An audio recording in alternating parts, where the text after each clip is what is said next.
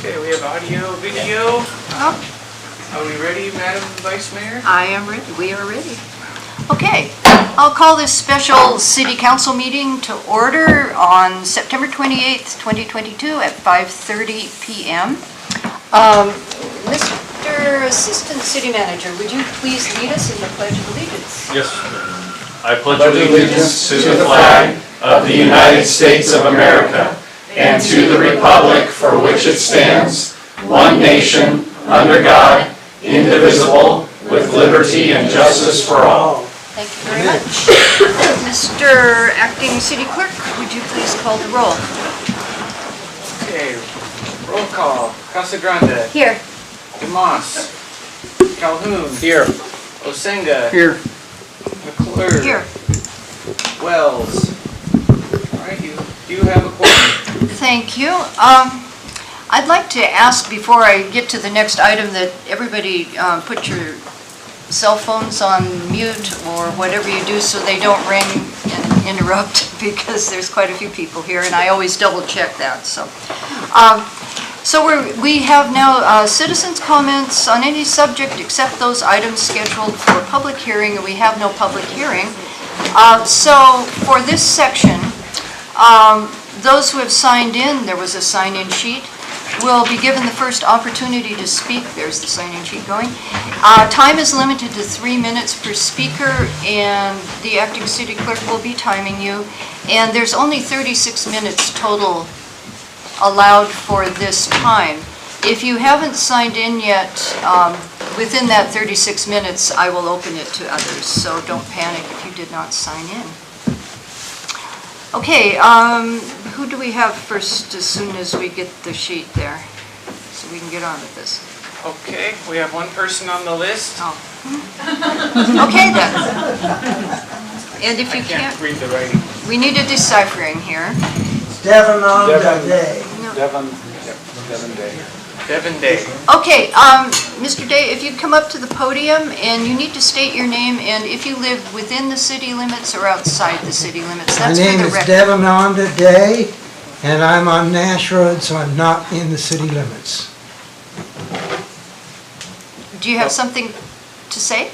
I'll preface this, I came to the morning meeting and I was not anywhere close to being convinced of what the costs are going to be and what the precautions are around that.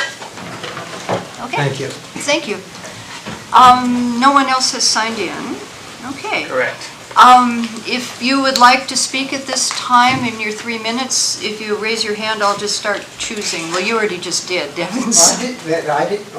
I didn't realize that's all the chance I would get. You will. There's a time at the end too, that people can speak at the end. So, who would like to go?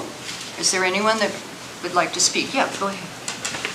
And the same routine for each person. We need to hear your name and if you're inside or outside the city limits for the record.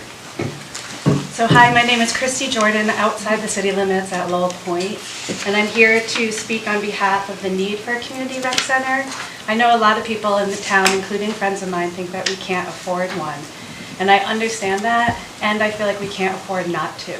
We need to invest in youth. I'm also a school counselor, and struggles with mental health with youth have been on the rise, even before the pandemic. Nationwide, statewide, and here in Seward. And it's been proven over years and years that a chance to recreate, a chance to connect with a mentor, physical activity are all things that improve our mental health. And so having a rec center as that place for young people, also for elderly people, like if we had a walking track inside, there's no safe places to walk in the winter. As someone who injured my knee this past summer, I found that personally really challenging. Also, I read an article recently about the need for this third place. There's school and work, and then there's home. And that as a community, you need a third place. And it can't be the bar, and it can't be a church, because those are exclusive. And so a third place, by having a community rec center, would give us a place to all come together, regardless of our political affiliations and our religious affiliations, regardless of our age. We could be together in one spot, support each other, make those connections. As an adult living in Anchorage, I had the chance to be a part of a rink, an indoor turf field, And when I had challenges in my life, it was my sports teams, even as an adult, who came together to support me. I didn't know what they did for work. I don't know who they voted for, but when I needed something, they were there. So it's a way to draw connections. We are becoming more polarized as a nation, and having more opportunities for us to cross those lines and connect, I think is super important. So please, I know there's a lot of creative ways to fund this. We put a lot of money towards tourism. We have a lot of tourists coming here. Let's capitalize on some of that money and put it into our local community, into the youth of our community.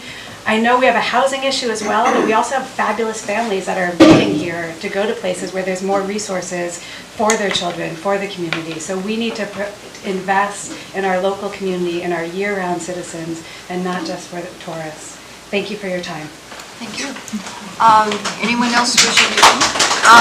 Actually, it's probably not appropriate to applaud. We've had the policy, I know the borough does too. We just speak so that nobody feels, you know, off-put by anything. We try to be nice to everyone. I think that's the plan. Thank you.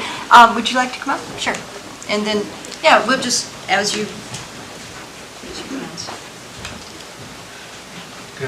Good evening, Madam Vice Mayor. My name is Gregory Haas. I live outside of city limits.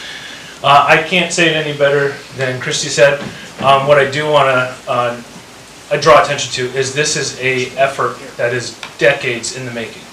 In the past year that I have been a part of this, I've always asked for two questions of tell me about why this is important to you, and tell me about something that you've got going on that can make Seward a better place in a year-round community. And consistently the feedback is this is the best proposal on the table that can make Seward a better place as a year-round community. But also to that, I've had numerous conversations one-on-one where people talk about how they worked on this in the 90s, worked on this 15, 20 years ago. There's nothing new that we're talking about here. It's just a matter of when we can do this for our community, and I'm grateful to the folks that still live in Seward that have the memory of being a part of it 10, 20, 30 years ago, and how maybe this is the time that we can get over the hump and really make that commitment in our residents and in our citizens. I'm grateful for what you all are doing, listening, and being a part of this. Thank you very much. Thank you. Yeah.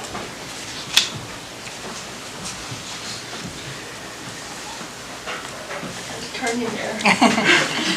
It's an obstacle course. Hi, my name is Jody Kurtz. I'm out of city limits. I am also speaking on behalf of Linda Corbin, who is in city limits. She could not be here tonight due to COVID, and she's out of town. I'm here with, as you can see, my volleyball team came instead of going to practice today to support this, as we are in need of gyms, more gym space, and community centers for the kids to have opportunities to have sports, more tournaments, bigger tournaments, and just for other younger kids to be able to come and practice as well and have opportunities for just anything, have dance programs, gymnastics, basketball, more basketball gyms, more wrestling area for wrestling tournaments. But I also have something that Linda sent to me that I would like to read. I fully support most of this project with the possibly exception of a swimming pool. We have a pretty nice pool at the high school. I would especially like to see an indoor turf for football and baseball. Also an indoor track for older Alaskans to use for walking in the winter. Winters in Seward are becoming increasingly difficult. So to have an indoor recreation facility would benefit all ages in our community. Something like this has been sorely needed in the community for a very long time. The schools cannot provide all of the space needed for activities, practices, games, and intramurals. I fully support this project if it can be funded by fees generated from city-owned campgrounds. What better way to give back to our community? It seems fitting that this project should be funded by our visitors as they do impact the quality of life in our small town. So in all sincerity, I encourage you to move forward with this project. Let's get it done. However, since I am recovering from a bout of COVID, I don't feel that it is prudent to me to be attending a crowded meeting. Therefore, I give Jody Kurtz permission to read this message to the council. So that was from Linda Corbett. But I do really support this, and I really think it would be beneficial to the community to have this facility for maybe not, these girls probably don't understand, it might not be for their time, but for the ones underneath them, because it obviously wouldn't go up in a year or two, but hopefully they understand that, or will. But it will benefit those younger ones that are coming up, so, thank you. Thank you. Anyone else want to speak at this time? If you do, raise your hand. I'm seeing One none. more out in the hallways Okay. coming in. Oh, sure. Thank you. Well, let's get this person in then. Hi, this is Roy speaking. Yeah, and we need to have your name and if you live inside or outside the city limits. I'm Demetra Pergis. I live inside the city limits. I'm a physical therapist in advanced physical therapy, and I treat all ages in the community. To kind of piggyback on what I just heard, having a space for people to utilize inside is really big. Right now, the best place that we have for walking in the wintertime is the cruise ship terminal. I don't know if you guys have been in there. Walking, it's really not that enjoyable and it's cold, and getting some of my elder people motivated to walk over there is really challenging. And the Sea Life Center, but not everybody wants to go walk around the Sea Life Center every day. So having an indoor facility to have space is going to be really important to maintain mobility of older people and to get younger kids that are inside all day long an opportunity to go and run around and play in a space that's not wet and icy, and more injuries are going to happen. So from a health aspect and a wellness aspect that I see all the time, it's going to be a really awesome opportunity if we can get this moving forward. So, yeah. Okay, thank you. Yeah. And I saw another hand. Yes.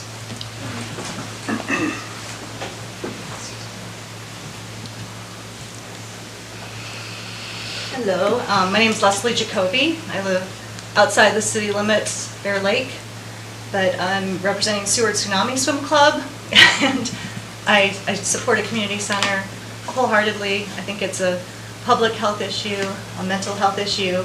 We would love to see a new pool, as well as a 200-meter track indoor for the same reasons that people have articulated much better than I can tonight. And we live in a maritime community. We need an excellent facility where we can be teaching swim lessons. We do have a pool, but it's dated. It could be much more efficient, and we could utilize it much more. So, and I second what I've been hearing here tonight. Definitely support this center.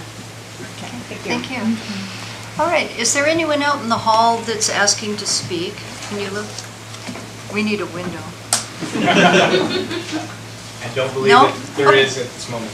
Okay, is there anyone else in here? You'll have another chance at the end to speak, so, okay? Seeing none, we'll close the time for citizen comments. And that moves us to the approval of the agenda and the consent agenda, and I need a motion and a second, please. I'll move for the approval of the agenda and consent agenda. I'll second. Okay, it's been moved and seconded. Is there any discussion? Okay, we need to vote on that, Okay, please. voting on the approval of the agenda and the consent agenda. Casa Grande, Yes. Calhoun, Yes. Osenga, Yes. McClure. Yes. The agenda and consent agenda have been approved, and there's nothing on the consent agenda. Okay, this is all a formality thing, okay, if you're not used to these meetings. And this is a kind of a new format, too. So at this point, we're at new business, other new business, and we will need a motion to go into a committee of the whole regarding the Recreation Center feasibility study presentation by Victus Advisors. I need a motion and a second, please. I'll move to go into committee as a whole for the reasons stated. I'll second. Okay, it's been moved and seconded. Any discussion? Okay, we're ready for a vote on that, please. Okay, voting to go into a committee of the whole. Casa Grande, Yes. Osenga, Yes. Calhoun, Yes. McClure. Yes. Okay, That so, motion has been approved. You're in the committee of the whole at 5:45. okay, and just because I don't get to do this very often, I'm going to say, we are now beginning a committee of the whole, because I just am pretty excited about this thing. So, the first order of business, unless administration would like to speak on anything, is to have this presentation, and that's pretty much the main order of business. So, you guys, if you're ready, you may begin to present. Well, thank you very much for having us here this evening. My name is Brian Connolly. I am the managing principal of Victus Advisors, and I'll introduce Alan as well. My name is Alan Dostert. I'm an architect and the principal of EAPC Architects Engineers, and our job is to help them with programming and basically taking the priorities and the ideas of the community, putting them in the program and developing that into a concept. So we work together with EAPC, obviously, to complete the full feasibility study where Victus Advisors focuses on the market demand and needs assessment and financial feasibility, and Alan's team then takes our findings and converts them into a building program and the concept design. So just to give you a little bit of background, we were engaged by the city back in May to conduct a feasibility study for a community recreation center. So at a high level, our primary goals for this study were to identify the market for indoor sports and recreation opportunities in Seward, to identify the features and amenities that a potential community recreation center would need to meet the needs of the city, to have Alan's team then create a concept plan with visuals and also estimate the costs for this type of facility, and then also from a financial standpoint identify the city's capacity and options for funding a new community recreation center.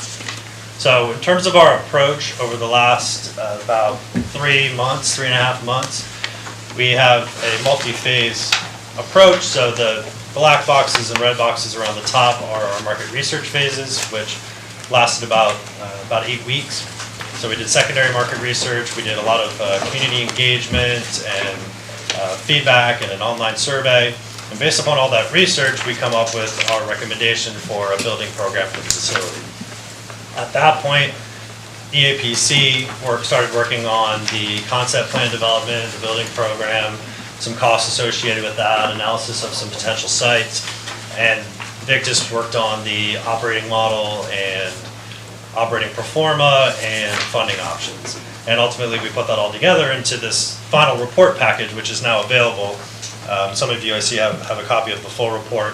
What we have tonight is a summary presentation that kind of touches on the key highlights from the study. So just to walk through some of our key research initiatives that we completed over the last 2 months. We start off by identifying the usage base or the service area for this type of facility. So that range in this instance is not just City of Seward limits, obviously. So going up through Moose Pass and up to the Y, we identified approximately 5,200 full-time residents within that area. That's really what, throughout our report, we call Greater Seward. So ultimately, the expected users of a recreational facility like this would be, we're estimating a population of about 5,200 people in terms of your, that would be what we would call your membership base, people that would buy an annual membership, a family membership, monthly passes, things like that. We also did an inventory of local sports programs and facilities that are used for sports. As you can see at the bottom there, there's really 4 primary facilities that are used. The Avtech Gymnasium, which is only available certain days. The Seward Cruise Ship Terminal, which depends on availability as well. The high school has a gym and a pool, and the middle school also has a gym. There's also additional recreation and community programs that take place in Seward. In particular, there's a city-owned building over on 3rd Avenue that's used by nonprofits that operate the Seward Youth Center and the Seward Senior Center. The spaces within that building are currently somewhat small for the programs and the existing demand for those programs. For example, when we spoke to the Boys and Girls Club, which operates the youth center, they currently have about 30 kids in their after-school programs, and said depending on the time of the year, they think they could accommodate up to 100, but they're currently having to turn away youth that are interested in their programs. There's also, through all of our research, through stakeholder interviews and other feedback, and I believe a couple of people made this comment just now during the open comments, that there's a lack of indoor recreation space for senior citizens, in particular during the winter months, a safe place for them to exercise. We also did stakeholder interviews. We came on site for about 3 days in May and met with a number of different local groups, from different city representatives to economic development, local businesses, chambers of commerce, health providers, a wide variety of different groups. And just to summarize some of the key takeaways from all of those interviews, just about everyone we spoke to, whether they were for the project, against the project, or somewhere in between, acknowledged that there are limited indoor spaces for recreational activity in Seward, and also that there were a lack of spaces for larger events as well, like banquets and weddings and anything that would be able to have a capacity of over 80 people. Demand for indoor space has primarily been driven by parents asking for more indoor opportunities for youth, especially during the winter months. And then, as I said before, that lack of indoor space for elderly residents to exercise. As I also mentioned, the following indoor facilities were cited by most people as the most heavily used indoor spaces. Fifth Avenue Fitness and Apex Gym are private fitness centers that are doing a really good job meeting local community need. And one of the things for most public community recreation centers in the country, they're typically designed and operated not to compete with private businesses that are doing a good job meeting certain needs in certain spaces. So the goal of this would not be to compete with a Fifth Avenue Fitness or an Apex Gym. AvTech is currently only available certain days. The city pays AvTech for some access to that facility, so it's not a full-time facility. The Seward Cruise Ship Terminal is only occasionally available for outside events. And then, obviously, the Seward High School pool is utilized by the Tsunami Swim Club. Some other elements that came up across a lot of these interviews, and you'll hear me talk about this a lot tonight, is this idea that any community recreation center should be multi-use and accessible for a lot of residents. One of the phrases we use is multi-generational, so it appeals to a lot of different age groups and a lot of different interests.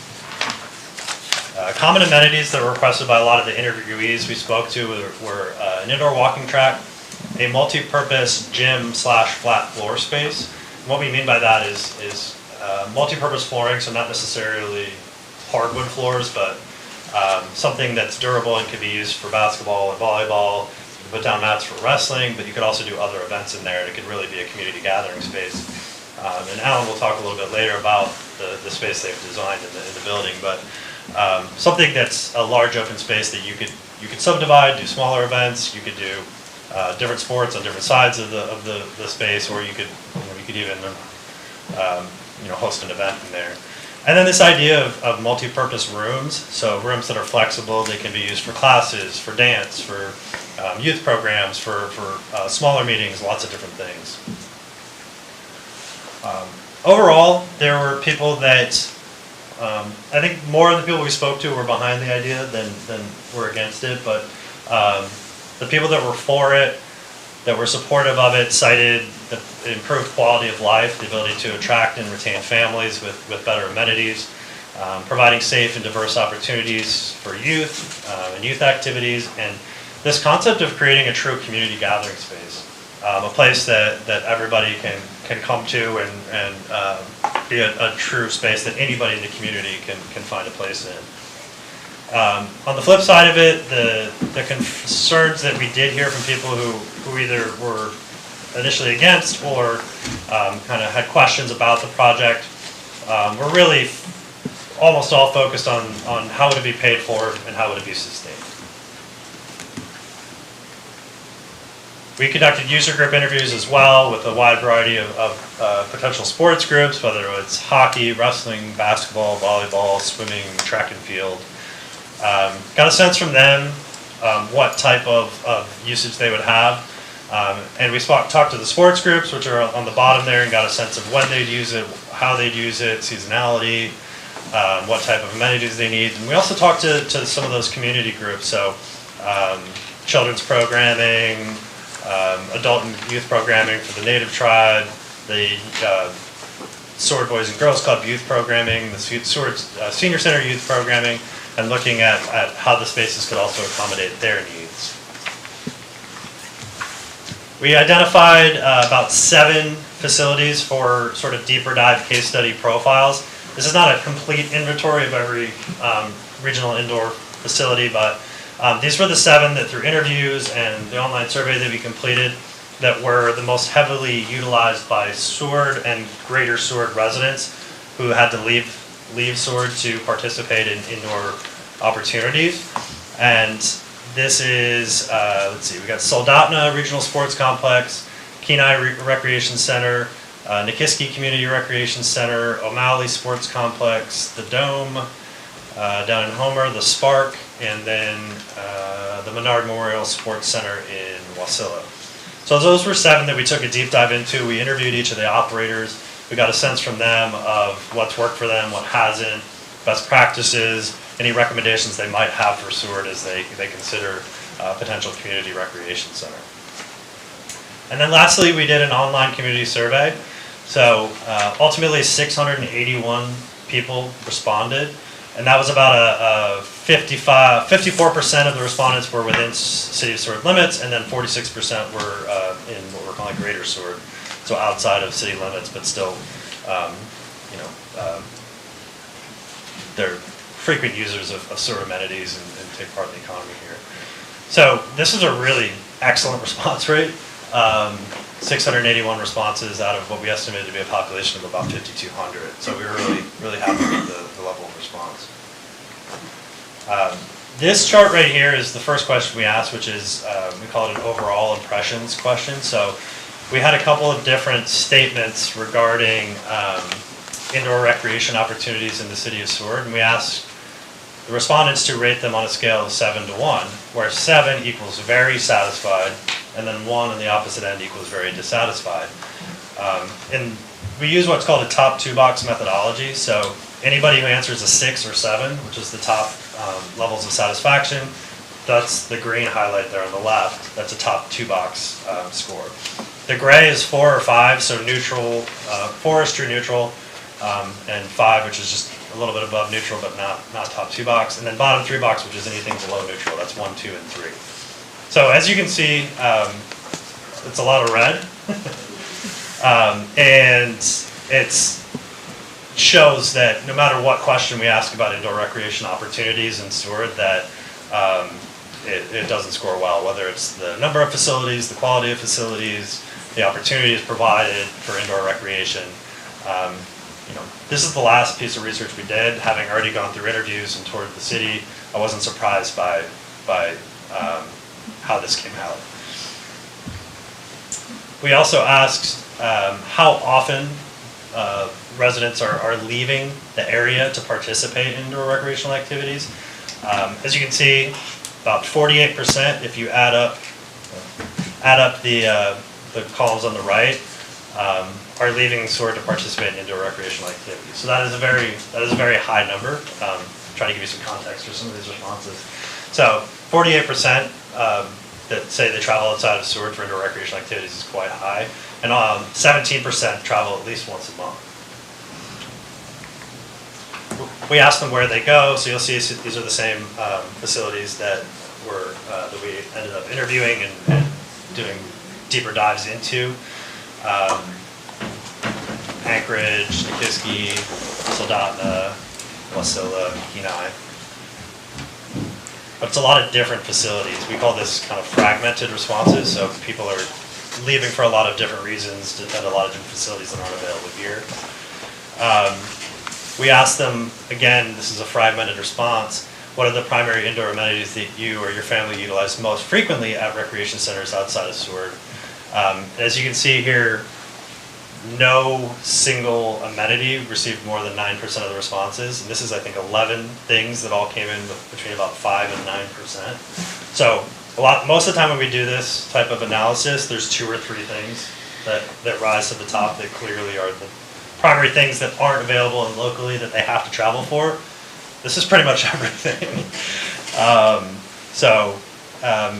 Ice rink, indoor leisure pool for families and children, youth sports programs, that indoor running walking track concept. So people are leaving frequently and leaving for a lot of different reasons to access indoor amenities.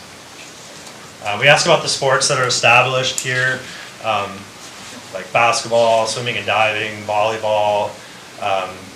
sports that are successful and well organized here and could potentially use more space. And then we also ask about emerging indoor sports, things that if they had more access to better facilities or more time, could be potential sports that could grow here. So bowling came up at the top, ice hockey, indoor track as well, indoor soccer that would require a artificial turf field. Swimming and diving actually appeared on both in terms of one that's established but one that could grow. Overall, we asked people towards the end of the survey, generally speaking, do you support the idea of the City of Seward building a new public indoor community recreation center for primary use by Seward area residents and families? 79% said yes, 11% were unsure, and just 10% said no. So again, this is a very high score in terms of community support for this type of concept. Then lastly, we asked people, we gave them, I think this is about 17 different types of amenities or activities. We gave them the opportunity to rank those. So the ones that they were most interested, them or their family, in using would be ranked number 1. The ones that they were least interested in would go towards the bottom, down at 17. So we're showing the responses to this 2 different ways. So the first way here is average rank. So the ones at the top are ranked the highest on average is the ones at the bottom, the lowest on average. So the things that rose to the top in this way of looking at it were the indoor running, walking track idea, youth sports programs in general, gym space with courts for basketball and volleyball, an indoor field for soccer, flag football, running and training, things like that. And number 5 was an ice rink.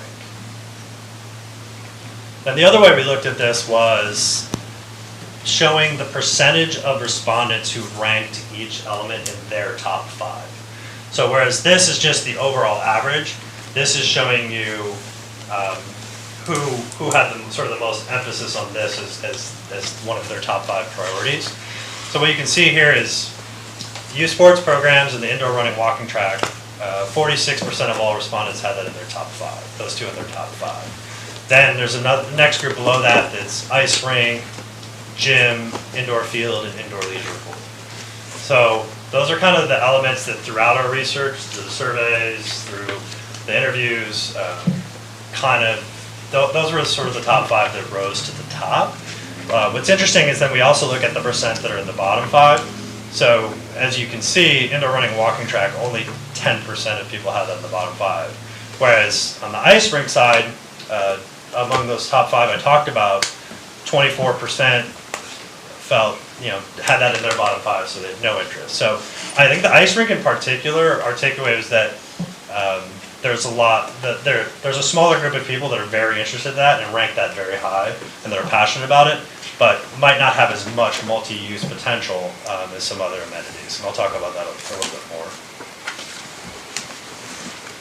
So ultimately, based upon all of that research and community engagement, we put together recommended building priorities. So first of all, let me just state that we have identified that community demand exists for a community indoor recreational facility in Seward. The problem here, if there is a problem, is there's demand for a lot of things. And there's only, in any city we work in, no matter the city, there's a certain amount of money that could potentially be feasible financially, ultimately, for the city and the community to come up with to potentially build and operate such a facility. So what we like to do is we like to prioritize the demand. Sometimes these are 2 or 3 items, sometimes in this case it comes out to more items, but we give them priorities so ultimately you can look at this in phases. So priority 1 might be something that could be done in the first phase, and then 5-10 years later you could potentially look at the second phase. And we also like to look for potential sites that could have the ability to expand in the future. So as you have the opportunity to do more projects in the future, you have the space in the master plan to do so. But the way we put together these priorities is in terms of levels of priority. And we prioritize the amenities and uses ultimately that are the most multi-use and are appeal to the largest number of users. So it's this idea of multi-use, multi-generational, inclusive for all members of the community. And priority one, as a result of that, is that gymnasium / flat floor space. So we're recommending 2 basketball courts that could be convertible to 4 volleyball with overlays, could be dividable with a curtain. But really, this is ultimately a multi-use floor, multi-use flat floor space that could be used for everything from basketball and volleyball and wrestling to larger flat floor events, banquets, weddings, gatherings, things like that. A true community space, and you'll see as we go through this, every room and every space in here is a space that we want to be used all the time for some different purpose. We don't want any space to be sitting empty that has a large cost to build, but ultimately less use or seasonal use or smaller usability. The indoor walking jogging track obviously was something that came up quite a bit, and Alan's team has a great way of incorporating that into the facility without adding a lot of cost. This idea of multi-use programming space, so we envision this new facility to be able to take those programs that are over in the building on 3rd Avenue, to have a dedicated space in the new building for youth programs, a dedicated space for senior programs, and in addition to that, at that dedicated space, they would obviously use other aspects of the building based on scheduling and times that those different spaces were available. Plus just general meeting space, gathering space, community space. This idea of flexibility so that different spaces can be used at different times for different purposes to accommodate a lot of different community needs. Other amenities that could go into this, lockers, and this idea of childcare came up quite a bit. Alan's team looked at a couple different options for childcare, whether it's just drop-in care for people who are using the facility for an hour or two that bring their children in with them and put them in drop-in care, or if it's actually a full Monday through Friday daycare. Some sort of concessions or vending machine area. It's more efficient to do a vending machine area rather than building out a full concession stand, but have the ability to buy some snacks and sports drinks and things like that.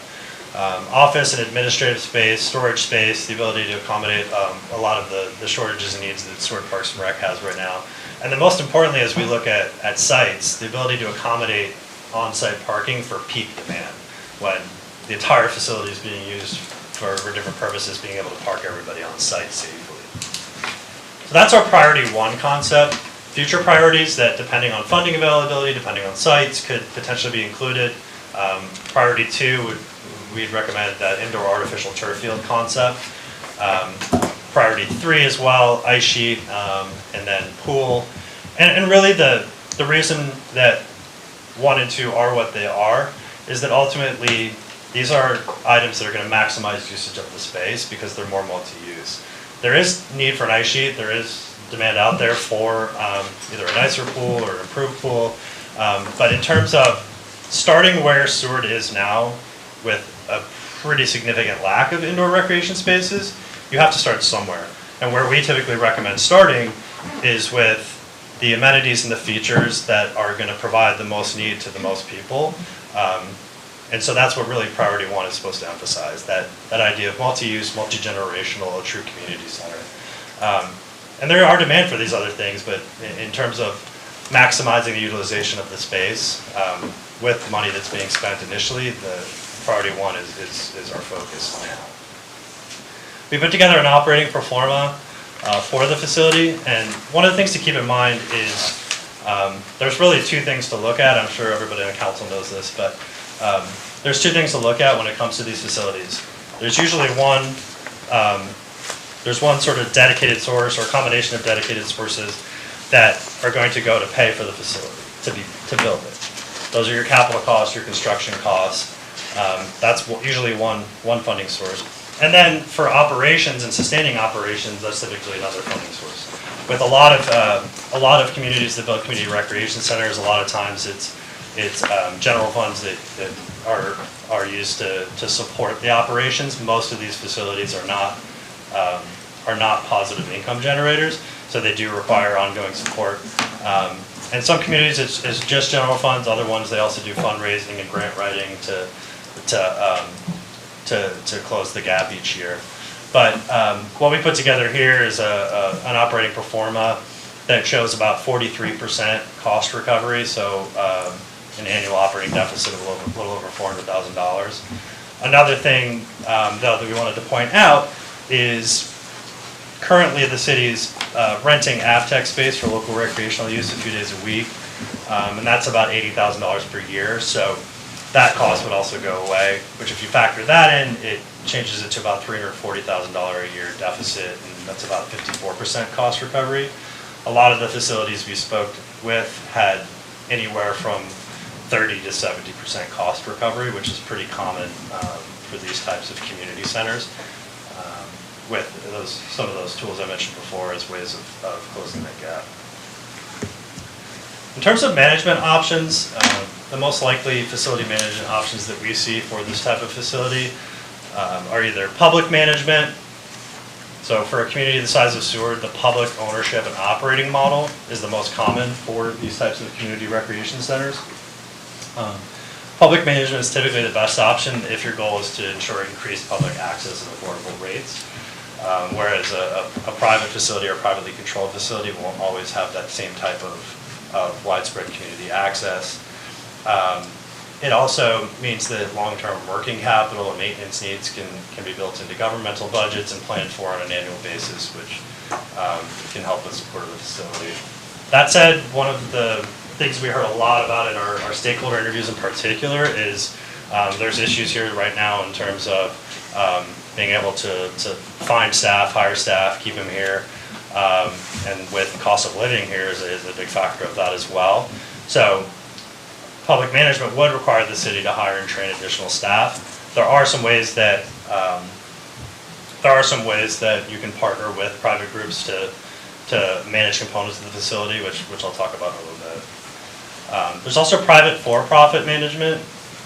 In this case, we think a full private for-profit facility, and what I mean by full is built with private money and operated on a for-profit basis, is unlikely due to the small population base, not able to build a facility this size and generate enough revenue off of memberships and programs to be able to justify the private investment that requires a return on investment for a project like this. Another option for private for-profit management is the public sector, if public sector is the owner of the building, could contract with a third-party management firm to operate on their behalf. But again, because there's not really a profit opportunity for this type of building, any private manager would have to be paid to operate it on the city's behalf, so it would actually add cost to the city in that scenario. But the flip side is it wouldn't require the city to increase staffing. Lastly, there's private nonprofit management options. So one of the common ways that nonprofit groups are involved in facilities like this is having portions of the facility be operated under agreement with the city to take that burden off their hands. And that model already exists here in terms of the youth center or the senior center. The child care component as well is another thing where that would likely be operated by a nonprofit or a third party. So there's certainly options to limit the amount of new staff and training that the city would have to do for a facility like this. And then there's also this idea of bringing some of that private donation and charitable contribution money into the project, whether that's a naming rights and donor recognition program in the fundraising stages to bring some private money to the project and offset some of the construction costs, or if that's potentially doing fundraising on an ongoing basis to contribute to supporting the operations of the facility. Then lastly, on my part, before I pass it over to Alan, funding options analysis. If you have the report in front of you, this is kind of a long section that I'd recommend reading as we go through a lot of different options. But after doing our analysis of funding options, we basically narrowed down to two elements on a broad scale. Given that we believe it's unlikely that a private for-profit entity would come in here and spend, invest their money to build a facility and operate it, the two viable funding options, and these aren't one or the other, we actually think the best approach is probably a little bit of both, but one is public funding and two is private nonprofit fundraising. So from a public funding standpoint, we looked at the typical tax sources that are often borrowed against to build facilities like this. So typically the primary ones that are used the most are property taxes, sales taxes, or they're called different things in different communities. Here it's called the bed tax. So anything in a hotel, motel, Verbo or Airbnb, things like that. And on the private nonprofit fundraising standpoint, we look more so at opportunities to bring in private donations to offset the amount of money that would have to be taken on by the city. So all of the public funding options we looked at, from the city's perspective, the one that we think, and we know ultimately this comes down to city council and the community to determine what models they want to use, but we think it's worth taking a deeper look at the bed tax in particular. So City of Seward currently collects a bed tax of 4% on all short-term rentals. So hotels, motels, Airbnb. And on the right is a sample of, I believe there's about 40 or 45 cities in Alaska that have a bed tax. And of those, they range from 4% on the low end up to 12% on the high end. So on the right, that's just some sample communities and what their current bed tax rates are. As I said, Seward's is 4%, which is on the lowest end of those communities that have bed taxes in Alaska. So we would recommend taking a look at whether a ballot initiative to increase the bed tax is something that might be pursued. And a recommendation, if that's pursued, would be to focus on the fact that using the bed tax takes, rather than raising property taxes on locals or raising sales tax, that obviously sales tax has an effect on locals and visitors, it's really putting the primary funding burden for a community project on the outside visitors who come here during the summer. And what we did is we did kind of a quick analysis of at different borrowing rates and terms and lengths, how much an increase to the bed tax here, various levels of increase could potentially translate into construction dollars that could be used. So we started with, that first box is the 4% current level. So the 2022 city budget has about $675,000 in estimated projected collections off the 4% tax. And then we looked at option A, B, C, and D. So a 6% tax, an 8% tax, a 10% tax, and a 12% tax. And we calculated, just using that same base level of hotel nights, what the incremental, so above and beyond that existing 675, so new dollars, what the incremental amount would be at each level. And then we ran that through a couple different models. When we ran this model probably 6 weeks ago, interest rates have gone up a little bit since then, but probably still in the 3.5% to 4.5% range for most municipalities. So with just a 2% increase, so from 4 to 6, we estimated 4 to 5 million in construction funds could be generated. If it's increased to 8%, which still puts you similar to North Pole and Fairbanks, kind of in the middle in terms of comparable communities, we estimated about 9 to 10 million in potential construction costs. And then if you go up to 10%, which is between Juneau and Anchorage, as much as 15 million, and even higher if you went up to 12%, which would be kind of the max compared to other communities. So we think this is worth consideration in terms of the potential funding capacity that this could have.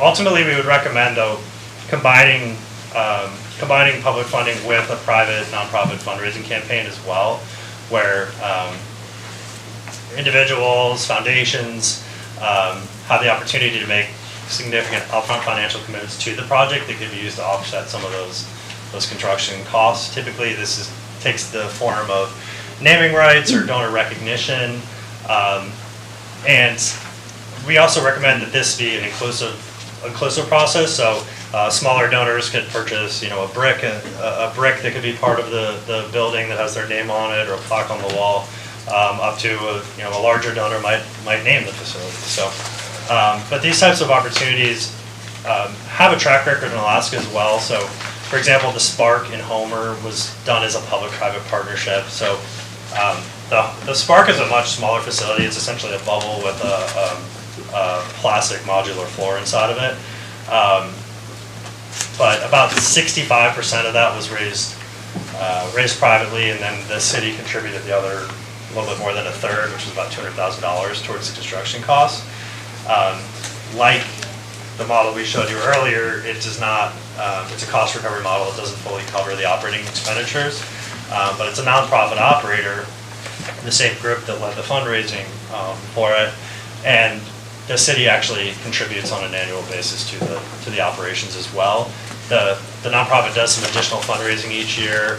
They also do some grant writing to try to get grants, and then what's left over at the end of the year, in terms of the operating gap, at least to date, the city council has chosen to make a commitment to each year to an appropriation, to help close that gap. I don't believe that's a contractual thing, but they choose to do so as the city council each year so far. But even in a scenario where the city of Seward is the primary funder of construction costs for a new facility, we do recommend a private donation program, considering as a potential funding source, having the community at large step up as well. And keep in mind also, we're talking about getting the facility built. There's also the operating costs. And we know that most communities, the city's general fund is what's responsible for that. We talked a little bit earlier about the fact that there has been a significant increase in revenue for Parks and Rec from increasing the rates on camping on the beachfront. And so a number of people brought up to us the idea of what's that money going to. If Parks and Rec was operating a facility like that, could those revenues help support the operation? So that's another thing that was discussed quite a bit in our presentation earlier today. So I'm going to turn it over to Alan now. Do you want to come up here? Or do you want to stay over? I'll sit here because I'm used to Alan is leading the team from EAPC that took our recommendations and our analysis and turned it into, as you'll see, a potential building program with square footage and different spaces. Initial concept plan, some site analysis and cost estimates. The one thing I will say is keep in mind, these are not final. They are nowhere close to final. These are conceptual plans about looking at what elements, what type of space they might take up. So if there's something in there you want to change, don't freak out. It will change most likely at some point, but at this point it's conceptual to get a good project understanding. Okay, thanks, Brian. So the first thing I really want to talk about is what is it that I do for Brian's team, and what do I do for the community in this effort, this first initial effort in terms of to make this project make some sense. And our job is really to answer the question, what does this look like? And when I say what does it look like, I don't mean what kind of brick and what kind of windows and what color. I'm talking about what does it look like in terms of what programs, what does it look like to the community? What does it include? And the other part of it, of the what does it look like, is we need to put together a meaningful cost model as soon as possible so we can start using meaningful numbers as we go forward to take a look at what's the effect of this on the funding sources that Brian talked about. So with that, that's kind of what I'm doing for him. But I have a roadmap that I have to follow. And that roadmap is those priorities. And quite frankly, we look at that priority one component as what we would do right now, okay? And that's the drawings and the things that I have today that I'm bringing forward, is to respond to the priority one work. We certainly don't want to ignore priority 2 and priority 3 as we look at site fit and things like that. There's some obvious things that we'll talk about when we look at the site in terms of opportunities and lack of opportunities with various sites in terms of what these future priorities would be, because there'd be future phases, and of course they need a lot more acreage to do those. So we'll talk about that when we talk about site fit. So, and before I start doing those pretty drawings, my part's kind of fun, because I don't just do a bunch, I have to do this part for the words, but I get to do colored drawings and play with shapes and all those sort of things. So I have a fun part of this as far as I'm concerned. I don't know that I would love to do what he does, and maybe he wouldn't want to do what I do. But together, we bring this together to really show you what this means to the community. So the first thing that I do when I look at those priorities is I start developing a program And by program, I mean a spatial program, the number of square feet, the functions. And when we look at the plans, you'll see they're plans, they're not floor plans, they're diagrams. And they look like floor plans, and everyone will say, well, yeah, we even put them on a site. They're correct in terms of the allotted area and the relationships of one area to the next, but they are in no way tested in terms of every aspect of those plans. So they are diagrammatic. They're what we would consider a concept plan at this point in time. The building really has 5 major pieces to it, 5 different types of spaces. We have public amenities, we have administrative facilities and programs. We have locker facilities, the recreational and activity facilities, which we would think of as gymnasiums and those active spaces, and then support spaces. Now within each of those groups there's a number of rooms. So I have built a building on paper. That's what you're seeing here right now. And the plans that you see, again, they're not floor plans. All the spaces that are on there are not going to be shown as individual rooms. It's an allocation of space. So all that needs to be worked out with the user group and with people here in town. And that's what we do when we go to the next step. So I'll just kind of go through some of these as quick as I can. Try to keep just to about 20 minutes at the very most. The first group of spaces is what we call public amenities. Okay, the public amenities are those things like the entry, the vestibule, the lobby, public restrooms, vending, storage, those sort of things that are open to the public and the first sort of things as you come into the building. And one of the things when you do a building like this, and we've done a number of health and wellness centers and sports complex and community centers, one of the things we try to do in a community center or a center that has a membership is to push that control point as deep into the space as you can. So all these spaces we talk about in the public amenities are truly those things that are open. You don't have to have a membership card to use any of these spaces. There's community meeting rooms, there's functions that are what we call free space. The idea is to get you as deep into the space as possible, to create that interest. You hear people, you hear the basketballs on the floor, you hear people talking, you can get a glimpse of people on the running track. You create that interest to draw people in and say, I want to be part of that. I want a membership. I want to go there. So that's kind of what we do when we look at the design of these. The next big group of spaces is the administrative space and the programs. The first big block of that is the management component. We have assumed that this, at this point, would be managed and operated by the rec group. Okay, so their offices are the primary offices that would be operating the facility. We have the support spaces for them to do their things, and they would be that sort of clerk of the works to control the building, if you will. At this time, that's what we started with. The next big piece that we have blocks of these space, is the senior center and its support. And the senior center is to replace in its entirety those components that are happening across town. And that includes day spaces, soft seating spaces, living room type space, meeting space, kitchen, dining, those kind of spaces that are over there, and expanding those to the point where they can see more usage. Okay. The next component that we have is the youth center component. And again, we're looking at replacing those functions that are over there and bringing them all on board, not fragmenting those programs.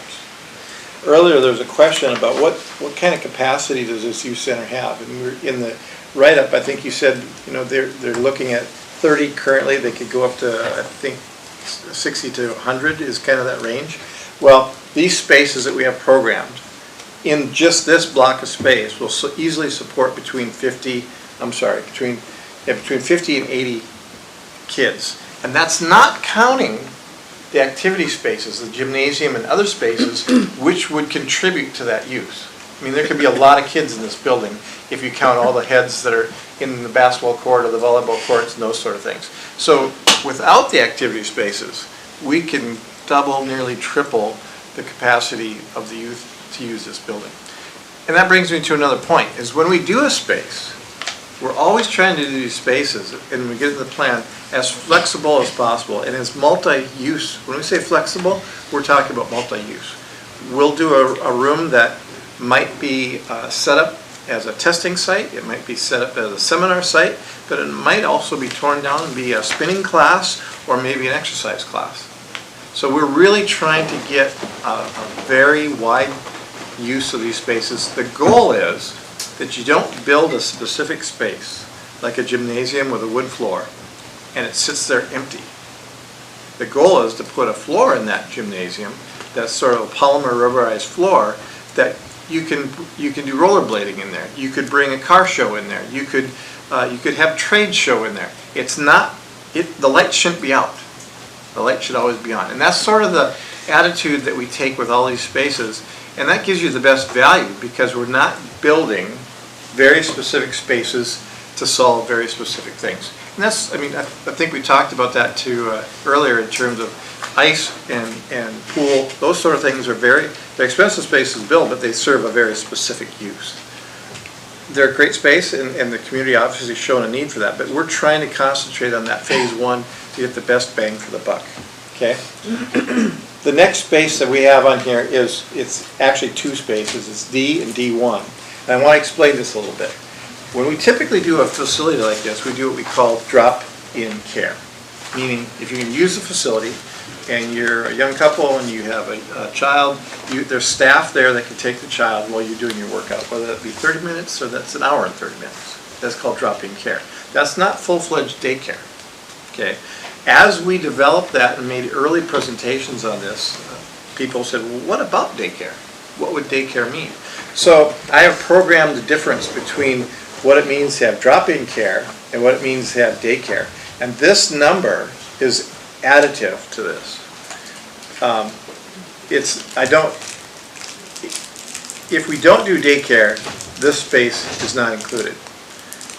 There is an overlap of this 580 feet. So this 1,790 feet would be minus that space because that kids' play area is already there. We don't need to build it twice. So just wanted to kind of clarify that. And when we show the plans, it'll show the concepts of what it means to the building to have the drop-in care and what it means to have full-fledged daycare. Okay. The next piece that we have is this sort of youth multi-purpose space.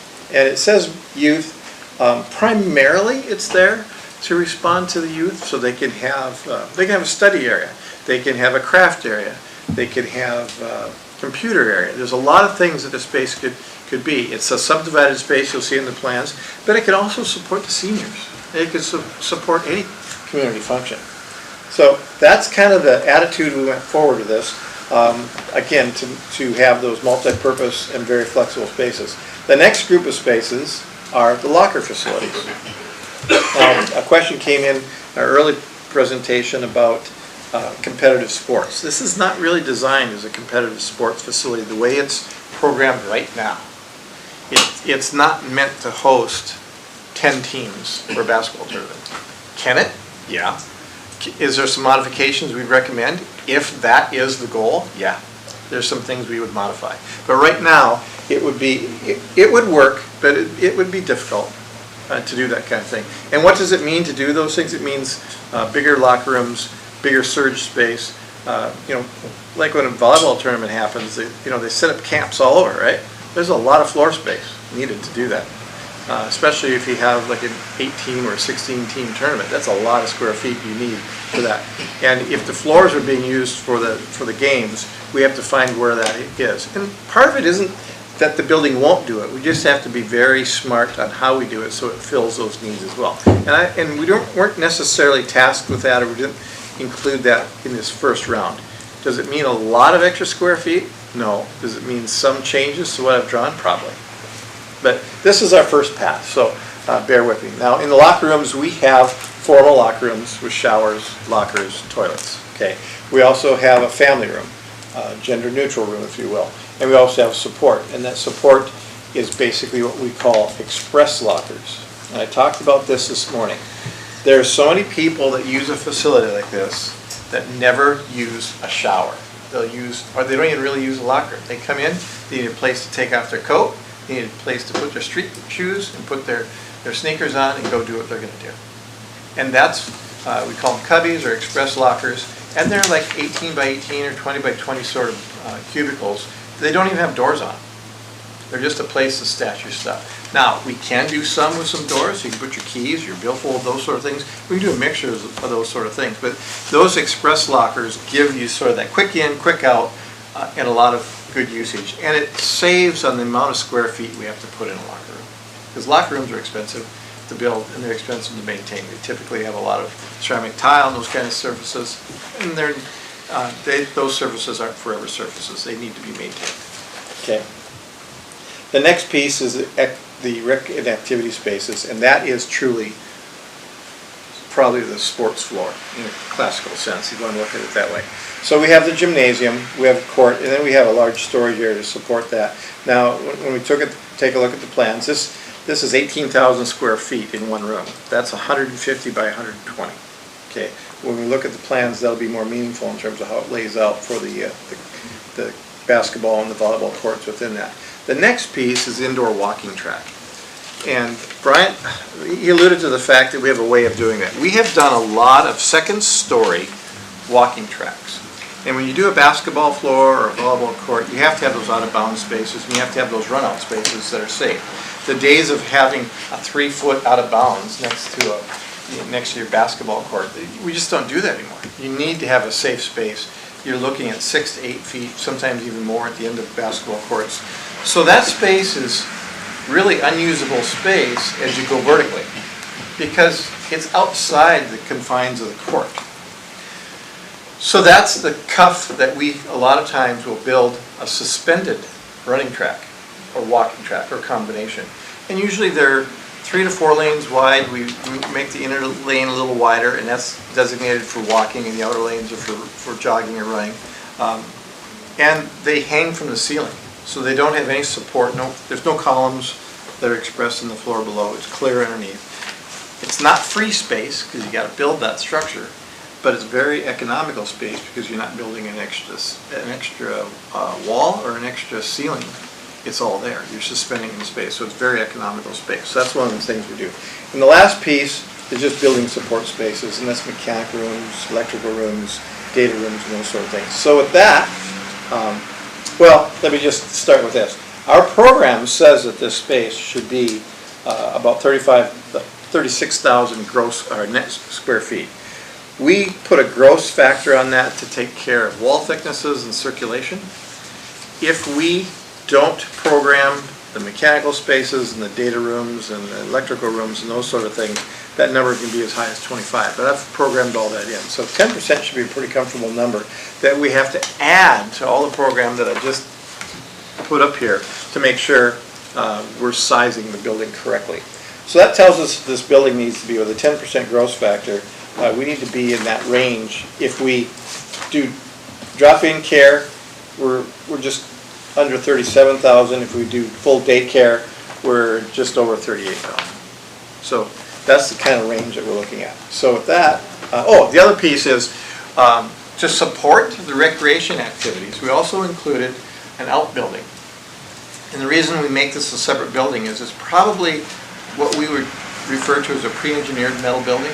It's a building that doesn't need the fit and finish for the public that would use it. It's a cold storage, it's heated storage, it's space for maintenance, and it's space for the mechanics to have a work desk and to have their tools and those sort of things. So it's purely a support function for Parks and Rec to maintain their facilities.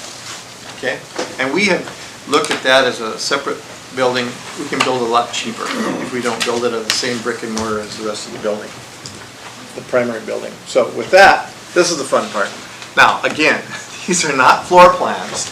These are diagrammatic plans. They have floor plan tendencies to sort of explain themselves. So that public space that I talked about is this tan area. It includes that community room, which we subdivided. It has a kitchen, it has AV storage, and this allows us, again, this is the front door, you come in, this is open to the public. You don't need to have a membership, you just need to schedule it. You need to work with the people managing the building and schedule the use of the room. It can be subdivided into 2 pieces. This kitchen would have a pass-through window. It gives you a lot of flexibility to have a corporate retreat, and you could have a catered-in meal. You could have a community meeting and bring in pizza. You can do wellness classes and you can do healthy cooking. And you can, we used to do a lot of these with a mirror over that window, so people are doing the Emerald Lagasse thing. You can see what they're doing with their pots and pans and that sort of thing.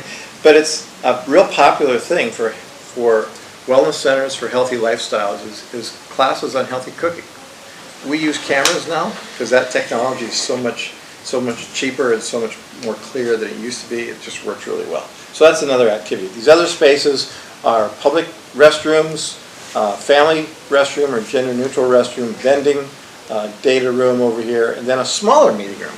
So if someone wanted to use this and say it's a revenue stream, rent out a meeting room or just use a meeting room, you don't have to take up the large community room for a small meeting room. And it just gives the building a lot more flexibility for different venues, a lot more service to the community if you provide those different sizes.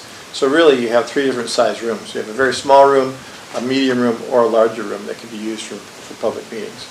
This is a 2-story lobby, meaning it's 2 floors open, and it ties back into a circulation spine that basically pinwheels or has all the other functions off it.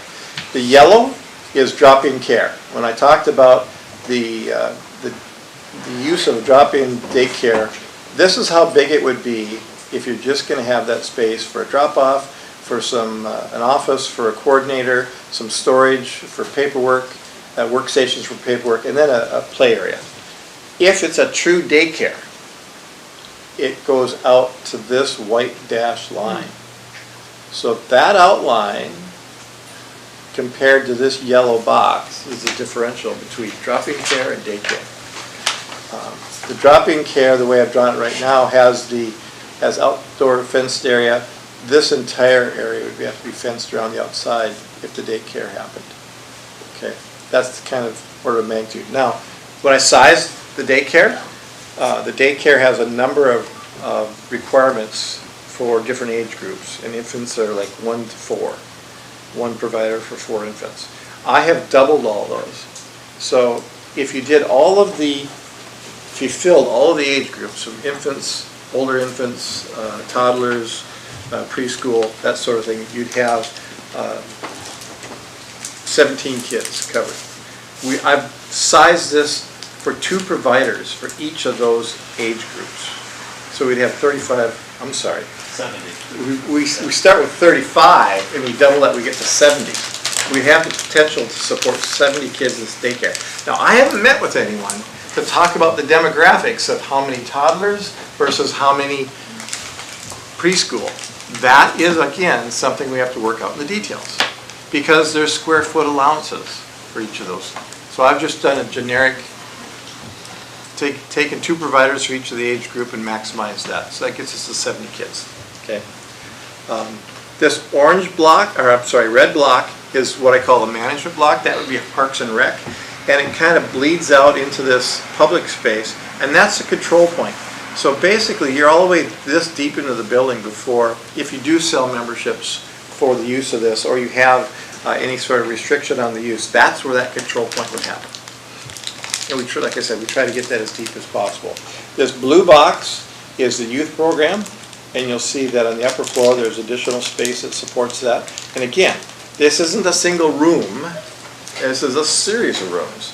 This has soft area for seating, it's got a gaming area, gaming consoles, it's got study areas and bookshelves, it's got a myriad of spaces that were in the program, and that program is included the study. So you can see the kind of spaces we put in. It's got restrooms that support that function. Each of these colored blocks has their own restrooms. They're not utilizing the public restrooms. Each has their own restrooms within each block. The orange block is the senior center. Again, the same sort of thing, soft space, dining space. This would have a full-fledged kitchen in it.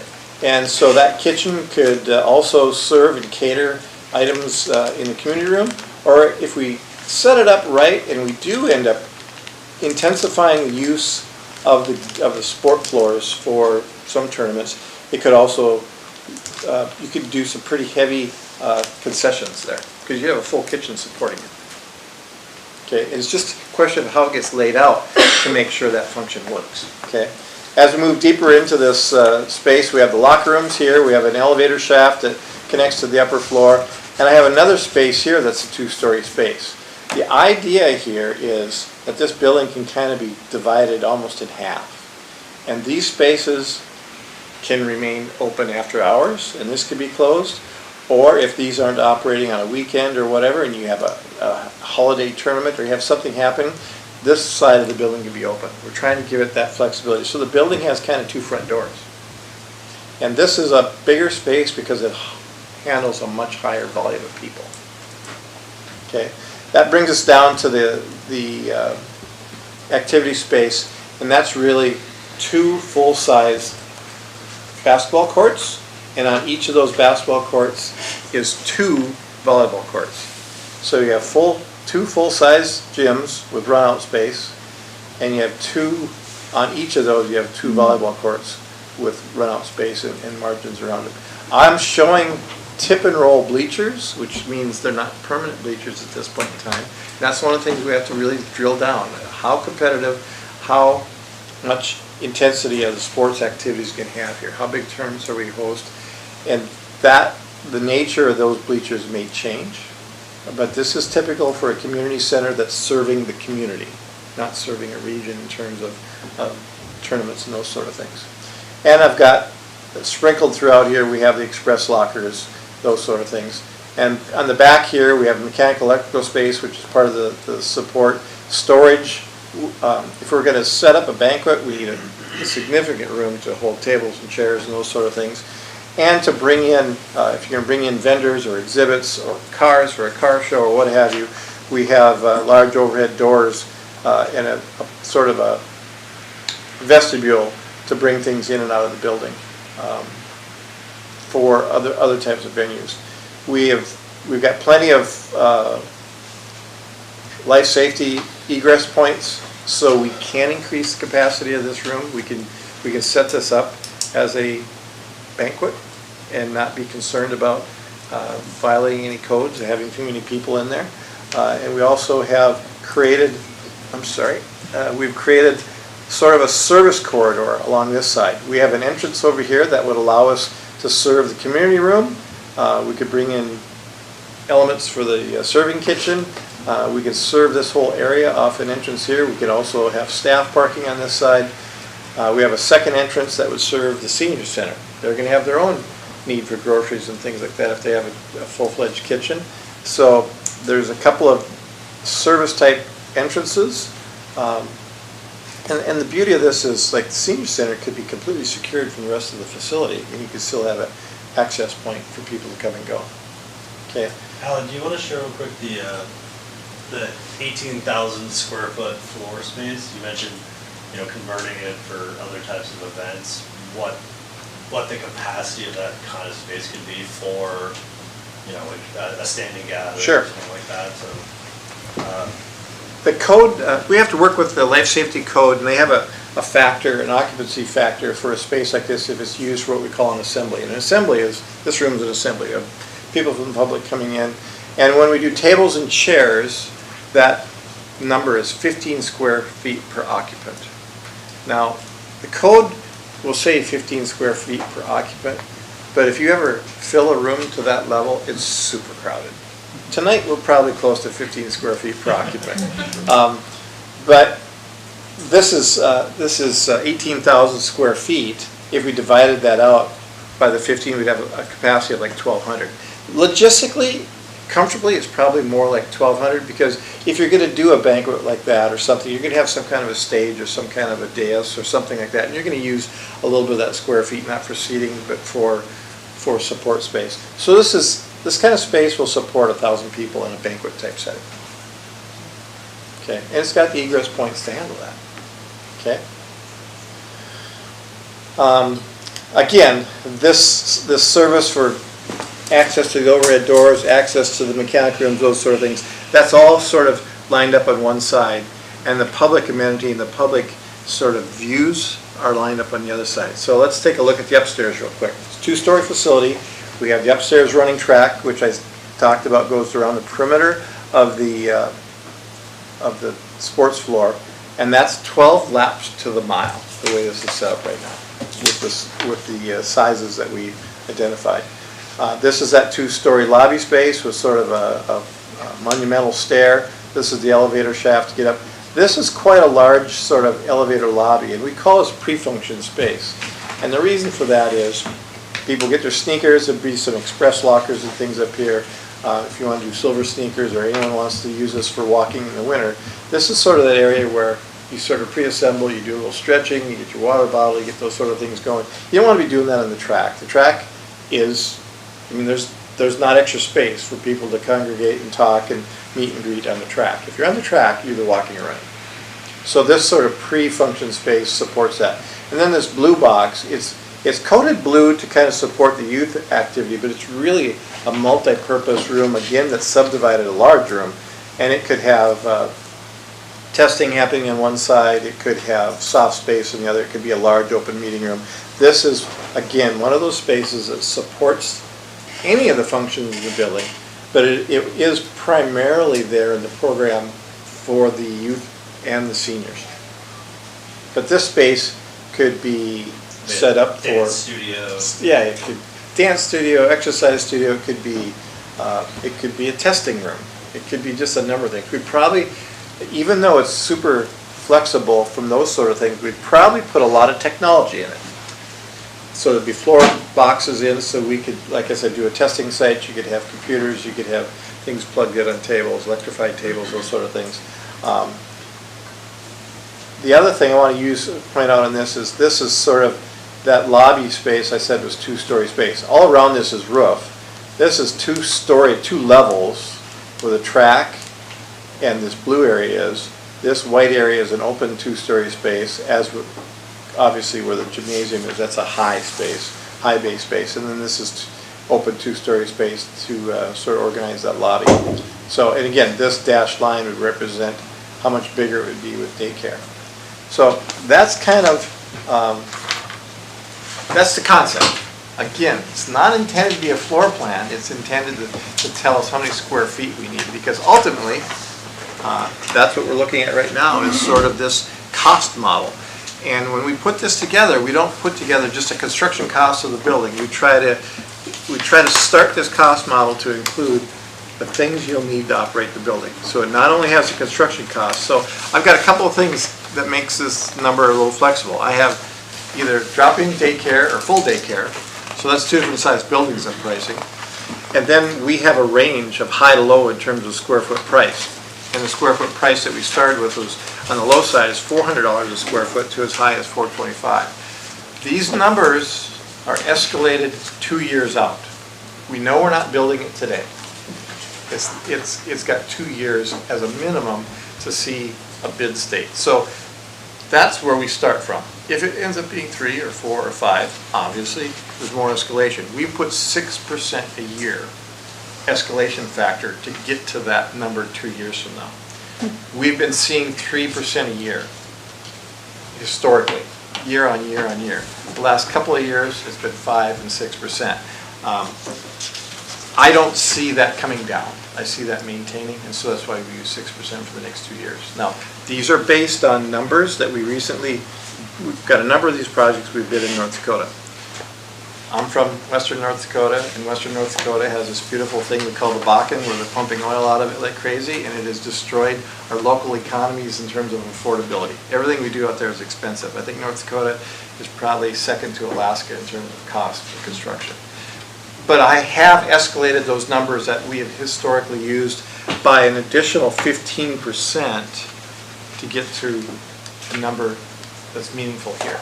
And I don't know that Alaska necessarily is 15% more than North Dakota. When you look at there's a national agency that tracks those costs, it's much closer than 15%. I'm concerned about the remoteness of Seward in terms of getting competitive pricing, and the fact that a lot of supplies are coming from Anchorage or they're coming in by boat, and Seward is the peninsula itself is an escalator, even over above the rest of Alaska. So that's why there's an additional 15% in there. So that brings us to, I have two numbers here. One is the recreation center itself, and that range is 16 to 18, and then I have the outbuilding, which is 230-ish to 280-ish in terms of the cost of those. So together, this total project estimate right now, and this includes FF&E, and when I say FF&E, that's furniture, fixture, and equipment. And people say, well, what's that? Well, if you took a building, it was a model of a building, you took this building, you tipped it upside down, you shake it, everything that falls out, that's FF&E, things that aren't attached, okay? And then we've got fees in there, and these are just a range. I'm not saying this is exactly where you guys will end up negotiating, but I had a range. So all these things have a range. They're not just a dead-on number. So that gives us that range from 16 to 18 million dollars. I think it's worth noting that this is intended to be a fully baked cost. Because sometimes you talk to communities, you say, well, what did that facility cost to build? They'll give you that hard construction number. And then you have to say, well, what did it actually cost you with FF&E, with soft costs and permitting fees and all that? Yep. So this is intended to be that fully baked cost. Okay. And if you keep in mind too what I said earlier about potential funding opportunities, we feel that this 16.5 to 18.5 range is a number that ultimately could be feasible if the community and the council decides that they want to work together to get to this number. We didn't want to come back and give you a number for a $40 million facility and say, hey, this has everything that anybody could ever want, but it's not feasible. So our goal is to get to something that's realistic, that provides you with a path forward as a community and a council if you choose to move forward with it. Okay. The next piece we want to talk about is taking that concept and applying it to some sites. And I guess I'll let you talk about the sites first. So for our site analysis process, we met with the city and we asked for a list of sites within city limits, whether they were city-owned, owned by another public entity, or private sites, that had multiple acres. And the city came back and provided us with probably 10 or 12 sites around the city that had, I think the smallest had about 2 acres, so, and the biggest was maybe 8 to 10. Or actually, there might have been an even bigger one than that, but just to show us, here's sites, individual parcels that aren't currently built on for the most part, that could potentially host this type of usage. So what we did then is Alan and I together in our teams, we went through each of those sites and started crossing ones off the list. And our focus was looking at making sure that each site was large enough, both in terms of acreage and the shape of the site, because you could have a 4-acre site, one that would work, one that wouldn't, because maybe it's really narrow or couldn't fit a building of that shape. So it's acreage and shape to accommodate the program that Alan's team put together. And then another element was not displacing anything else that is heavily used. So a couple of the sites we looked at were ones where there was already a ball field, things that are being used.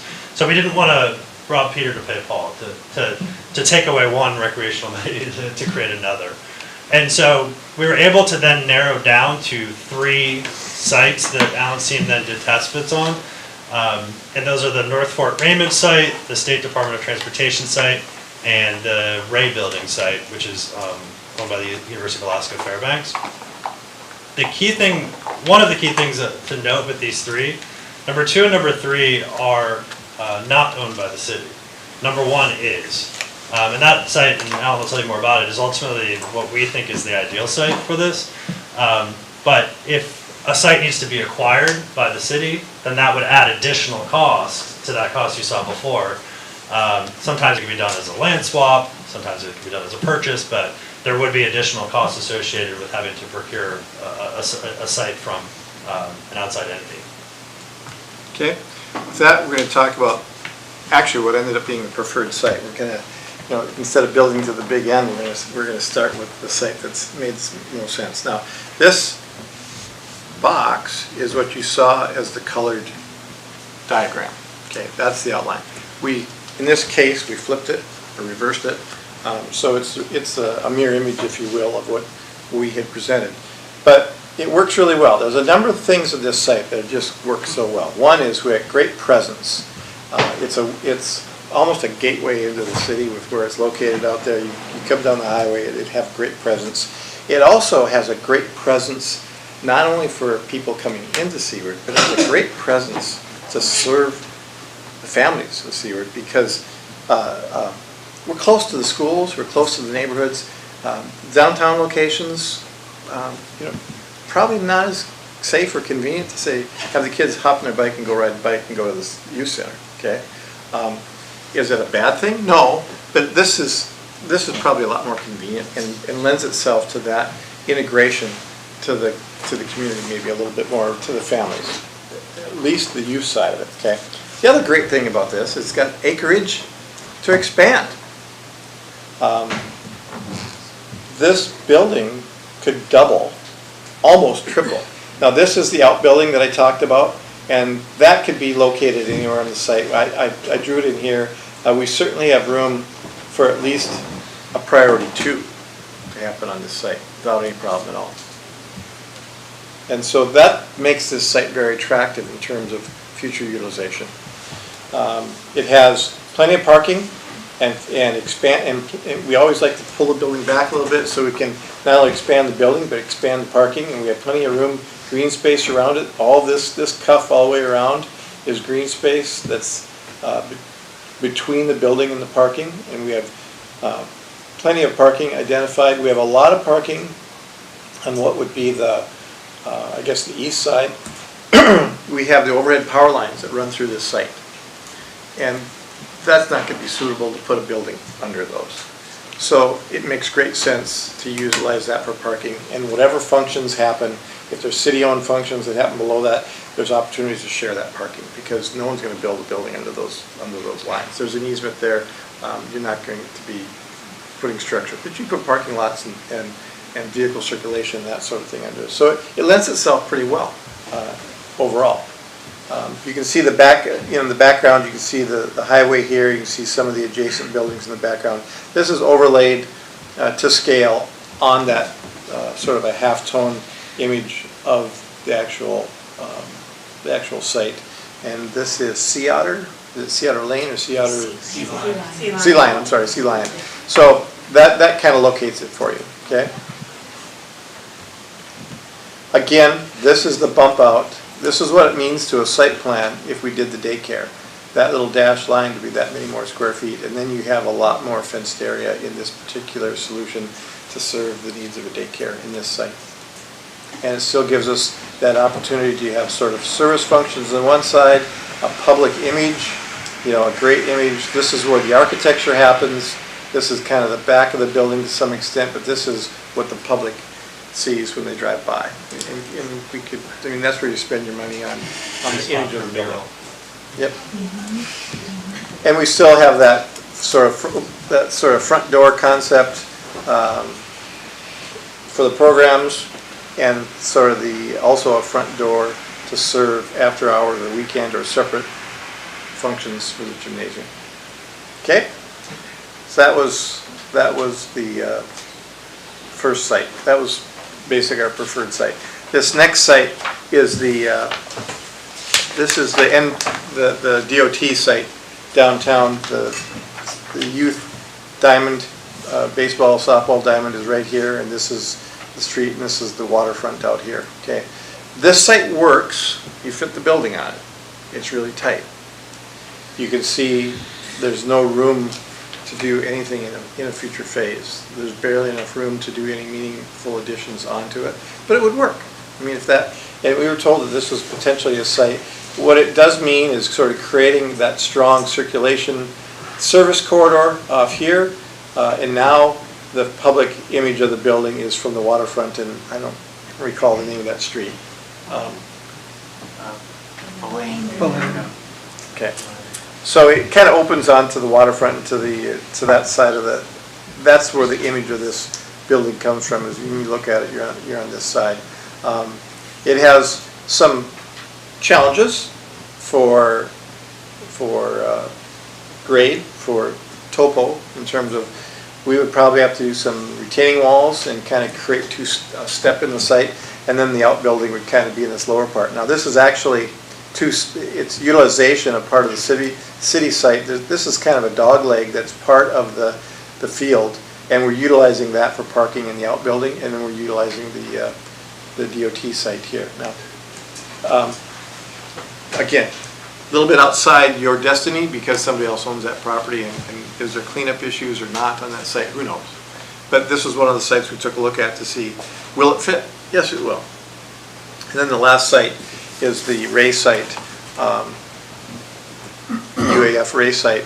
And this site is, again, it's sort of in between the two sites. It's much bigger than the DOT site, but not as big as the Fort site that we were looking at earlier. But it certainly allows us to do everything we're trying to do. Now, in this site, there's a lot of gradient across that entire site as well. So when we look at this site, the gymnasium becomes that thing that's sort of pushed into the hillside. So the walls of the gymnasium become like a retaining wall, and you would have an on-grade walkout to the front on the first level, and the second level where you have the running track, you probably don't have an exit stair there, you probably just have a walkout to the street, because there's a lot of grade separation across that entire site. But again, the same diagrammatic footprint is represented here. We'd want to create a strong service corridor here, and this is sort of that edge of the property. That's sort of an undeveloped alley already, and it also has some overhead power lines that are running along there. And the site itself goes out quite a ways, but this portion of the site is fairly unusable because we're immediately into the steepness of the hillside, of the mountainside at this point. So there's really not a lot of usable space to give us soft space to do additions, that sort of thing.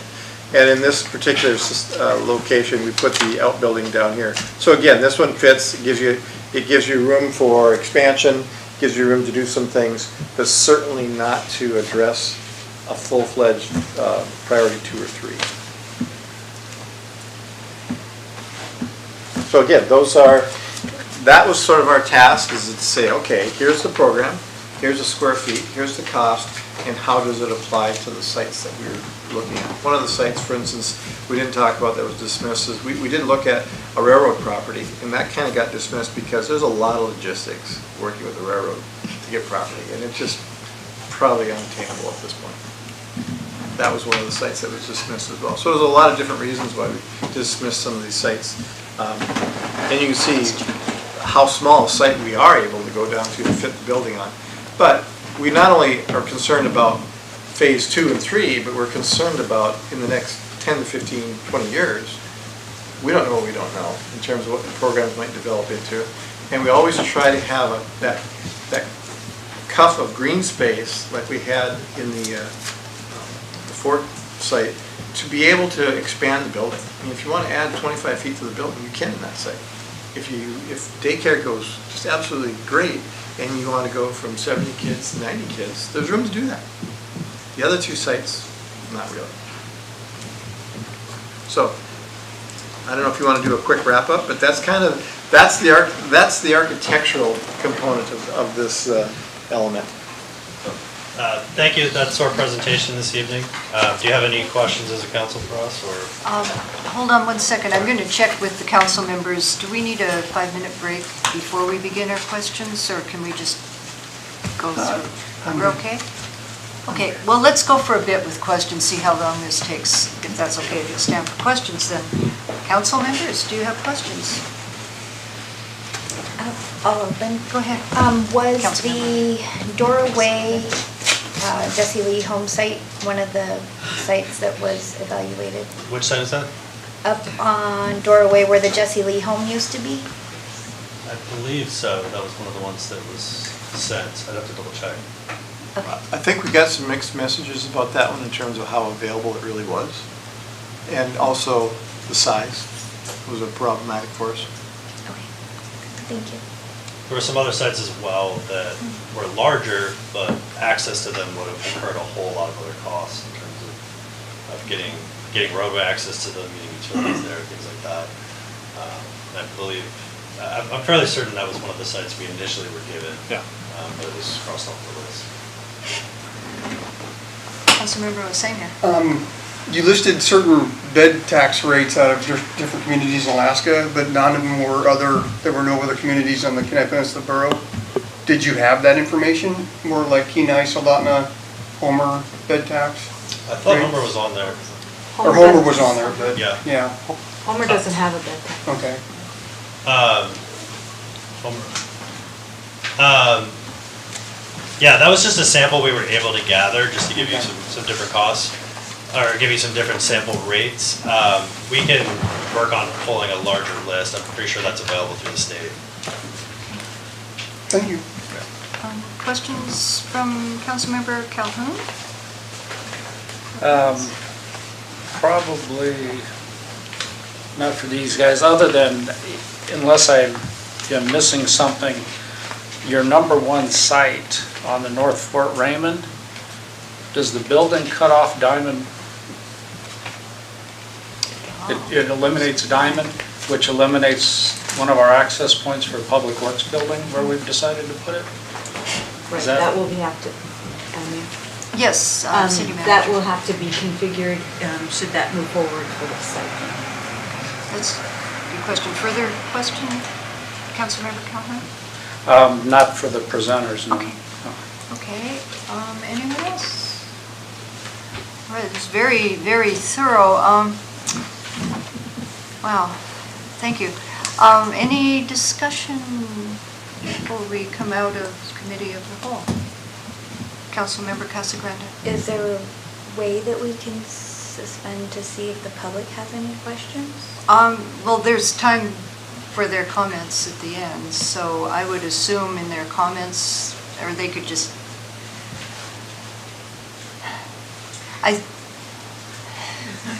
questions for the presenters that weren't asked this afternoon? Yeah. Could I just see a show of hands if there are questions for the presenters that weren't already asked? Because it was pretty thorough the 2 hours earlier I watched. Okay, so that answers the question, but thank you, because this is kind of a new process we have here of we can allow that or not. Could we suspend the rules for one question? Yes, go ahead. Was there any estimation on the cost of phase 2 to put an ice rink? That was a good question. Her question was there an estimation of the cost of phase 2? We did. To add the ice rink. To add the We ice didn't prepare anything for priority 2 or priority 3 in terms of cost modeling. We didn't at The this point. size. Right. We took a look at what that footprint might be and how it applied to the site, but we did not put any dollars to that. Okay. Okay, there will be time for comments if you just have a comment. It's not a common question. Okay, one more question then, go ahead. You estimated the number of people in this area at 5,200. Now, are those people? Oh, the population. The population, are those people including children and parents? Or Yes, residents, full-time residents. full-time residents, all numbers, okay. So in my looking at the figures, that's $9,000 a person. Okay, well, we're just asking for questions now. You can make comments at the end. Okay, any other? Yes, Something I Councilmember don't know, Calhoun. this is more for administration than anything. One of the things that I would like to know, and we may need to, get there at some point, is if the facility comes to being at some point, is there a savings for us or anything that I may just not be aware of it? If we move the senior center, we move the Boys and Girls Club, is there some cost involved there that would be good or bad for us? That was going to be my question. So, Madam City Manager, do you have a... Thank you, Madam Mayor. Yes, there is a savings. Currently, we pay $190,000 a year for the Boys and Girls Club. And so that cost would be eliminated, and then an additional cost for AdTech. And then that cost would be eliminated as well. So there'd be a savings there for the total. Okay, then I guess I don't have to raise my hand anymore. So for administration then, what came to my mind, why would we move the senior center in the first place? But that's not the question. The question is, what happens to the building then? Would we be utilizing that for something else, or what would we do with that existing building? Well, we would have to come up with a plan. Right, We would have so to decide. there's nothing At this online. time, I'm not sure what our plan would be, but it is our building, and then we could decide what we're going to do. Okay. Yes. Just from examples we've seen in other communities where they've been able to vacate a space or vacate a building, option one is typically to find a different purpose for it.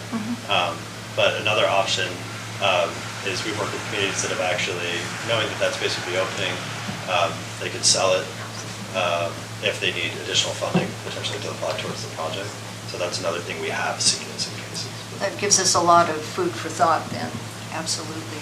Any more comments from our discussion? Yes, Councilmember Casagrande. If we could, in the future, when the funding, or if this conversation continues, or what comes of this, I know that the bed tax, I'm not gonna make friends saying this, but the bed tax, 50% goes to the chamber, 50% stays in the general fund. And it has grown significantly in the last 5 years. What we were giving the chamber 5 years ago, I think has doubled.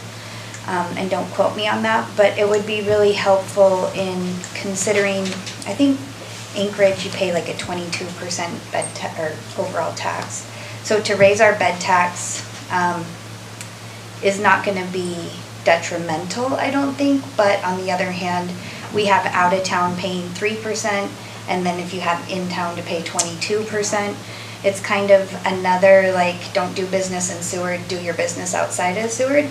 So in light of that, I would be interested to see at what point do we cap the chamber and be able to start putting some of that money back to the people, because it's a great idea to increase the bed tax. I mean, it's always a good idea to increase things, but it's also a good idea to look at things and see, like, when is enough, and when can we start redelegating those funds? Yes. Thank you for that. Thank you for that question.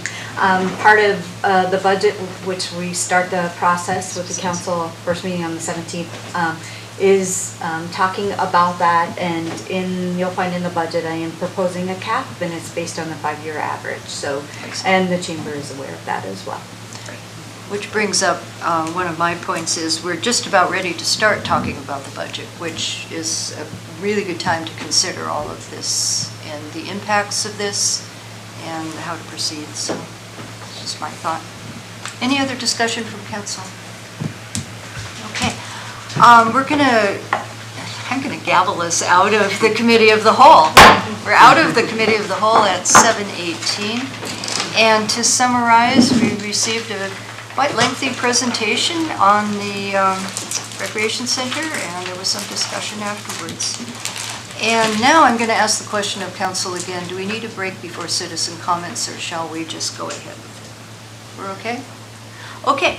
So this point, we're at citizen comments, which is your last time to comment tonight at this meeting. And I'm going out on a limb here. We allow 5 minutes per person on this, but I would be judicious with everyone's time and ability to sit still. We may have to take a break if necessary during that time, I'll warn you, because we're not going to be able to sit here all this time. So, I don't believe there's a sign-in for this, ever. I think it's just you raise your hand and I acknowledge. So, same routine though, if you want to comment, we need you to come up, give your name, and whether you're inside or the outside of the city limits, and then you'll get your 5 minutes, which our acting city clerk will time for you. Okay, so who wants to go first? Okay, Micah. But you still need to say your name. We went through this the other night. Everybody knows everybody, but it's for the record. I'm Micah Van Bunker. I live inside city limits, and I am I'm super excited to see this moving forward. I'm excited to see a draft plan and to have dreams from decades of efforts from everyone in the community. I love the idea of consolidating services. I know Parks and Rec is scattered all around town. I think we could save a lot of money by moving it into one location and making it more effective and more efficient by having one place where those kids go when they come out of school. They could go get a snack at the snack bar, hang out with their friends, go do some sports. It's just really exciting to me that we'd have somewhere for teenagers to go and middle school age kids to go and be outside and not playing video games. Or maybe playing video games, who knows. I think there's significant savings with the Boys and Girls Club. Outtech, we could really, that $400,000, I think there's expenditures the city's already making and staff and contractual things that we could make up a chunk of that with what's already being spent. So I don't think our operational costs would be massive out of the general fund. I'm really excited about the idea that we could have our tourists pay for a lot of the constructions. There's grants out there. We've got a lot of community support for projects. Our playground was community built, our bike park was community built, and I think we could do the same thing for a big chunk of this revenue, including grants. And we could, bed tax, campground tax, or fees, extra fees to pay for a bond, I think are very real ways we could do this without raising taxes, property taxes on our people. We have high sales tax, we've got increased campground revenue and high bed tax, so the general fund is healthy, I guess. I'd like to see maybe the Parks and Rec have a enterprise fund in the same way that other departments have, instead of this money all going into its own enterprise fund. And as you guys discuss budgets, I don't know why it wouldn't be. It might be a better way to look at something like this. I love the multi-generational, multi-use, and I think based on the numbers of people who are here and were here and the huge number of respondents, he uses the word phenomenal and very high, and there was one other I had, but it was significant how many people in our community said that this was something we need and want. Every person, this is a quote, every person they spoke to said that Seward needs indoor space, even those against it said that they needed. That was something you said earlier. That's significant. This is our community. We need something like this. It's miserable outside for 9 months out of the year. Today is not a good example of why we need indoor space for our kids and our elderly and me. I'm not quite either one anymore. The overwhelming support, and I think the time is now. I'd like to see this based on this level of support. I'd like to see this put on the legislative priority list, if at all possible. I know it's not shovel ready yet, but I do think it is significant the amount of support there is for it. And I think that there could be some grants out there, some opportunities that if we had it on our priority list, there might be doors that open to help fund this. And if there's any way we could get that put on the list and in that beautiful brochure that you guys made last year and are making this year, I'd love to see this on our priorities. It is clearly a priority for our community. I'd love to see you guys go ahead and designate that site. We have the perfect spot. We are burning through our land really fast. You guys are doing amazing jobs making things happen in our town. I'm really excited about the way we're moving forward and making stuff happen. I think it's time to designate the site before we don't have any more sites available. I'd love to see council take that on this year still, if at all possible. I'd like to see a committee where we have Hyper and the Boys and Girls Club, Parks and Rec, the Senior Center, the Chamber, and our schools on a committee that actually can be talking about some of this. Does it work? Do they even want to be a part of it? Who knows? I don't know. I don't know if you could designate an ad hoc committee or, and then I'd like to continue to see it moving forward. I'm really excited about this process, and I hope we continue to make progress and make it happen. Thank you. Oh, and a couple years ago, Sewer Prevention Coalition nominated this kind of idea, an ice rink or recreational facility, as our #1 priority for our community back in 2017. From that, a couple of us still are on that committee. And we had a little bit of a budget. We did some fundraising, and we bought some snacks from Zooties. So everybody, don't make me go home with all this dessert. I was going to mention that. Please have some dessert. Thank you. Anyone else want to speak? Yes, go ahead. Same deal, though, you need to tell us your name Yes. once again. My name is Devanon Day. I'm 84 years old. I'm living my retirement here. I'm absolutely in love with Seward. And I've seen you do so many things right. I'm going to raise a caution flag. You look around town, there's a lot of buildings here that are being very underutilized. We have a theater. We have some Chinese restaurants. And they're just sitting there.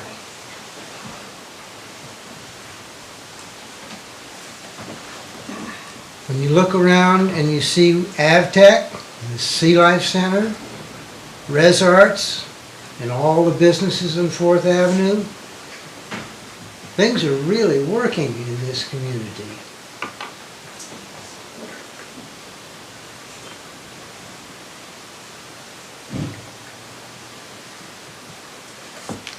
But we have to be very careful. This thing is huge that we're considering here. And I have some real disagreements with some of the numbers that were tossed around here. And I think it's really essential that you build a useful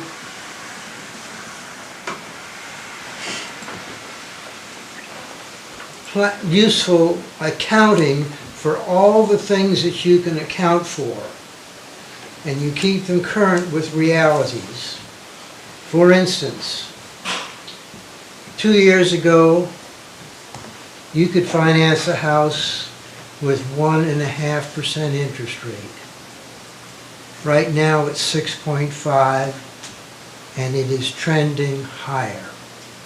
And this is an area of my expertise because I'm from the financial industry.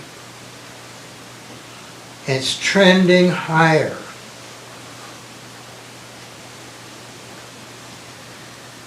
We have to be very, very careful in our commitments. You got to make sure, we'll just say, well, yes, you can, as a municipality, borrow money cheaper. You better get a sound commitment. And I don't mean somebody thinking that they could do it or something. I mean a hard commitment on things. Because otherwise you're looking at a very, very, very deep hole. And I don't want to see Seward get into that situation. We have so much going for us, and this could break our back. I see Seward as a great place for the outdoors. We're outdoors people. I have seen what happens to cities that put a lot of money on infrastructure that's indoors, and the quality of life goes down, seriously down. I don't want to see that happen here. Yeah, it's inconvenient sometimes to find a place to do something in, but that's a small inconvenience. Making a commitment like this is huge. And I've been here 4 years, and I have an interest in the Mural Society. I've done painting on the last 4 murals that went up. And I remember when we had one out at the, what's called the railroad, whatever it is out there. And I've seen that facility being used for community efforts and things like that. I say, wake up, don't destroy that. You know, yeah, it needs a new roof. But it isn't going to cost millions of dollars. It's going to cost, I don't know how much it's going to cost to take that thing down, but I think you should stay the wrecking ball and have a real serious look at that. That would make a wonderful community center. I don't think you've looked at all the options, and you absolutely must build a spreadsheet that you can put down there every single aspect of this before you jump in.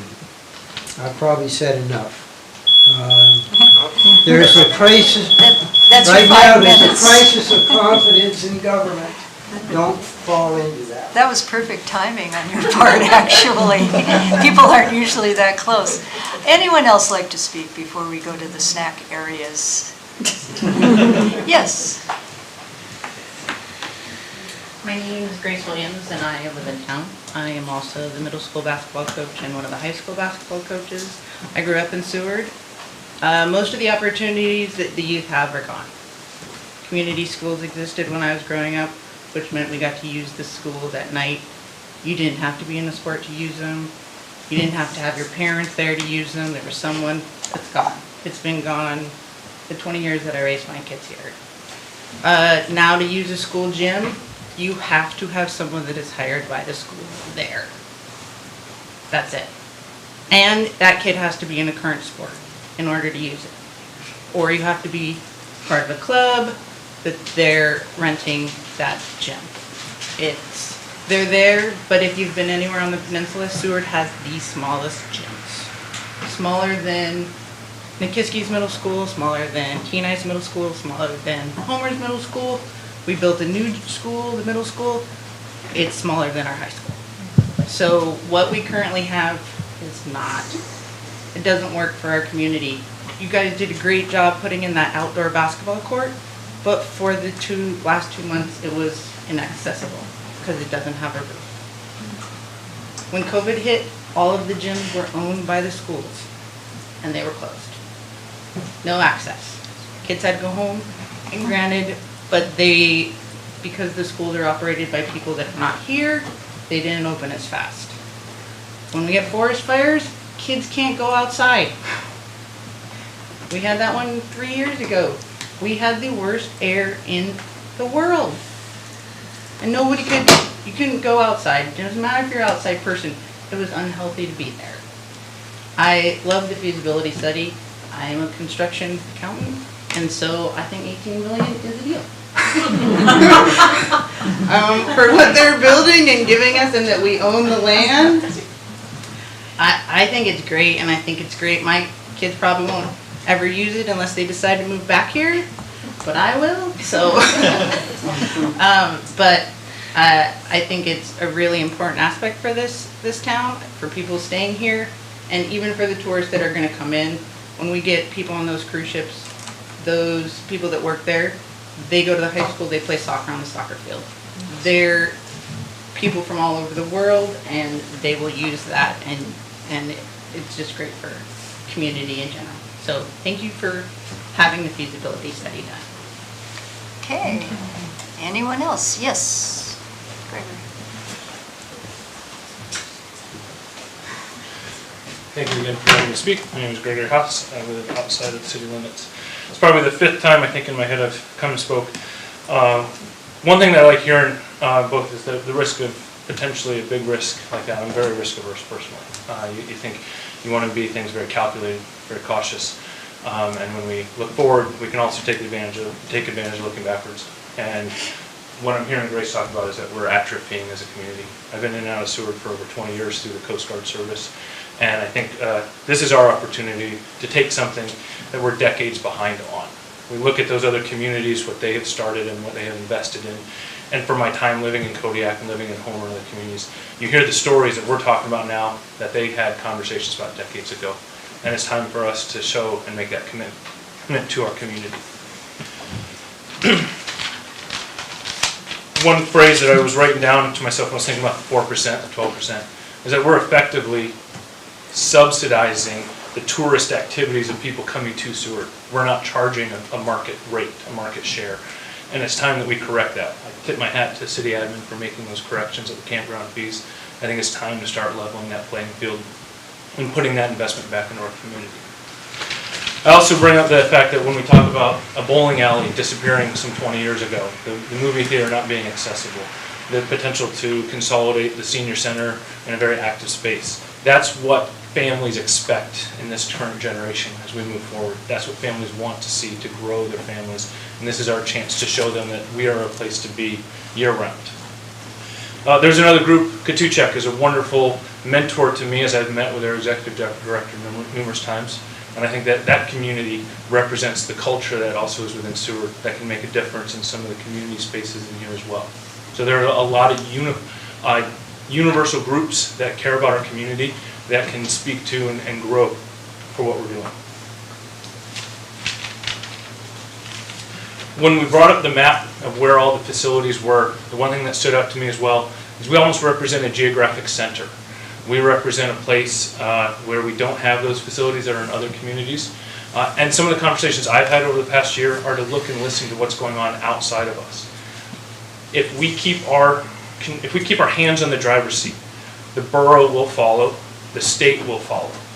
If we maintain that control, if we maintain the positivity of what we can do with this facility, the resources will come from around the region because that's what Seward represents to so many people. We are a romantic destination when the weather's wonderful and a tough place to be when it's not. But they want to invest in our community. And I have that anecdotally, and I have that in history. You look at facilities that exist in other communities, it's because they champion for it within their boroughs and regions. I believe this is a partner-based project. This is one that does not fall on the shoulders of the city. I want to be an active advocate for bringing in that money from economic development corporations, from private enterprise, from non-government organizations. I want to advocate for that personally because I think that is where we can go within the direction of this. So please don't look at this as a burden on the city, but an opportunity for us to keep our hands on the driver wheel while we bring other people on board underneath our leadership. I totally echo what Micah said. We need to hold that land. There will be no better spot, no greater accessibility. To make this a top priority for the capital and legislative, for the legislative agenda. As I've talked to folks who are pursuing election, folks who are at the state level, they're eager to hear what's going on in Seward because of what we represent to the region as a whole. If we maintain that positivity while respecting the cost of this, the reality of this, I believe that we can do it as a community where we come out stronger and more inclusive. I spoke the other night about compromising. You've heard me talk about how much I want to coach 10U hockey. That's what I want to do. This is a wonderful step in that direction. We can all find ways to get right with this, and we can find ways to support it, but we need to maintain that positivity, and we need to do it through a formal sense. I fully support forming an ad hoc group, giving the council a chance to empower local citizens. I get frequent emails and phone calls from people actively saying, how can I be a part of this? What can I do? I have realized that I've limited out on what I can do to inspire folks, but folks are ready to be a part of this. They want to champion and advocate, and I'm grateful for the past year. I'm grateful for the opportunity, and for those of you that have given me a chance to talk with you. Thank you very much. Thank you. I know. Anyone else want to speak? Yeah, go ahead first.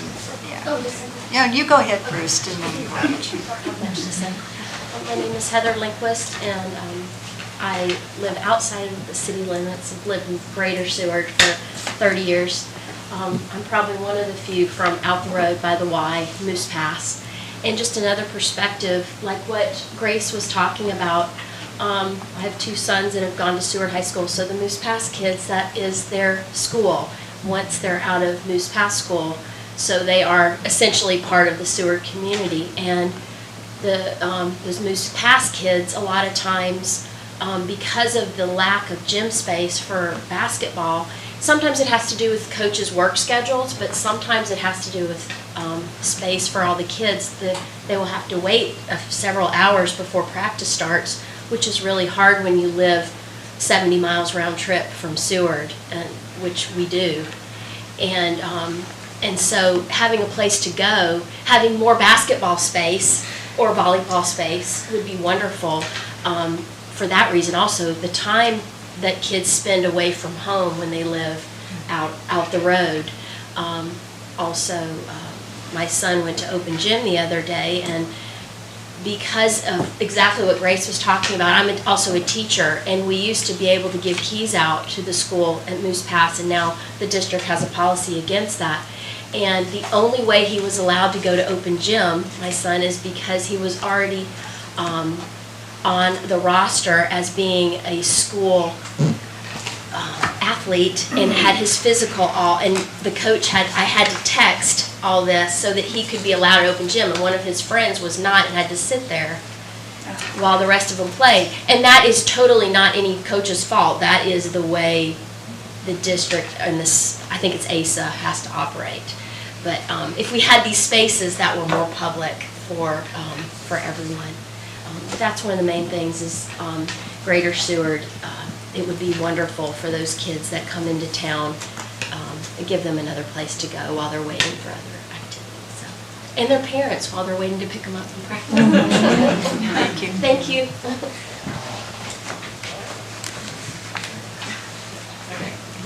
Hi, I'm Maria Etheridge. I live inside the city. I am also previous and current coach for the Tsunami swim team and help out with the high school swim team. I think this is an amazing project, especially where this is right on the road, where you can just walk from the high school or from the middle school or from the elementary school. Even though obviously a pool phase 3 is decades away.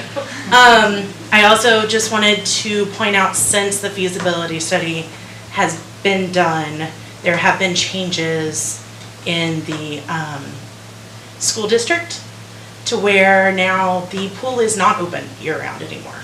It is now taken down to a 9-month pool management position that we can't fill because it's not a year-round position anymore. So during spring break, during winter break, during summer break, all of those rainy days that the pool is completely full, you are not allowed in that building anymore. You're not allowed in the locker rooms for the pool. You're not allowed, the pool does not exist unless school is in session. So that's just another thing that has now been downgraded this year for this town. And I think that is horrible. But this is even better because then you can go someplace. So I fully support this. Thank you. Thank you. Okay, yeah. You go first, then you'll be next. Okay. So I'm Julie Lindquist, and I'm from Moose Pass, and I have two kind of different things. Not really that, they don't not support this, but when I look at a community center, something new coming, we're talking about facilities that we have in town, but we're not allowed to use. This is not something new that's coming. And my kids all played sports, so don't get me wrong. And they're grown now, and maybe that's why I'm not quite as, got to have this. But it's the same thing that we have, and that's probably not going to change. I'm just giving you my 2 cents. We don't have a bowling alley. We don't have an ice rink. We don't have new things for the kids. Not all of the kids play basketball or sports, so what's going to be new in this facility to bring them something different? That's my question. The other thing, you're going to think maybe I'm crazy on this too, but the whole raising taxes so that the tourists can pay for everything that we want to use, yeah, that drives me a little insane. I feel like we should be responsible and pay for some of that ourselves. And I think that the tourists come to the great state of Alaska and they spend a ton of money here. We are already getting lots of money from them. So to just say, hey, those tourists need to pay for something else that we want, yeah, I struggle with that a little bit. So that's my 2 cents. Thanks for listening to me. Thank you. Go ahead. Trey Johnson. I live in the city limits, and I've only been here for a year, so you guys have a lot better stories than me. But I will say one of the reasons we moved here, and I fully support this, is because we've been all over, lived in Seattle for a while, kind of been all over the place. But one of the big reasons we wanted to come here was to be part of a community and to have our kids have other kids to play with, feel safe, build those meaningful relationships. And story I have is we built a house over on the Phoenix Heights subdivision or whatever. And I'd be working in my garage building my house, and my kids would be playing outside. All these kids would just flock out of nowhere into my job site. But I loved it because there was kids everywhere and they wanted to be together. So to me, I know there's a lot of logistics, but as a citizen of the city, I fully support this and I'm willing to do whatever I can to make it go. And I think it'd be great for the kids and great for the community, and I think it's a worthy investment. So. Thank you very much. Anyone else? Yes, go on up again. My name is Demetria Pages. I'm inside the city limits. I'm a basketball coach at the high school as well as a physical therapist. And nowadays sports has become very dependent on parents and having parents drive kids places and having other people organize them. And growing up, I was able to go to the gym or the rec center and play on my own and not have to depend on anybody. And I think that dependence is on the parents, which is a lot. Having a facility like this will allow kids to be more independent on what they want to do and give them options to go to the gym. And maybe it's not basketball they want to play. They want to play tag or organize some other game that they're playing. This gives them that opportunity and gives the kids kind of a voice to themselves, which right now, all the facilities like Grace talked about are kind of locked up. Like you have to be let into this place where having a rec center allows kids open opportunity to be like, hey, come and play and do your thing. If you want to draw, or if you want to paint, maybe that's an option too. So having that independence and having kids say what they want to do and play, I think just play in general is going to be a really nice option for this. So I also support it in that aspect. Yeah. Thank you. Yeah. We need to know who you are again. Okay. My name's Leslie Jacoby. I live outside the city limits. I want to second what you were just saying, and I'd like to see this facility open to, it's easily accessible. I like this site a lot for our lower income families, people that don't have the parents. I mean, they have the parents, but don't have people to take them everywhere and make sure that they have. Maybe some of the kids that don't have that outside, have as much inside or outside support, and support those lower income families as well. And keep the prices down if we can, make that available. Thank you for your time. Thank you. Okay, anyone else? Going once, going twice. All right, I keep giving. I knew we would get one more, okay.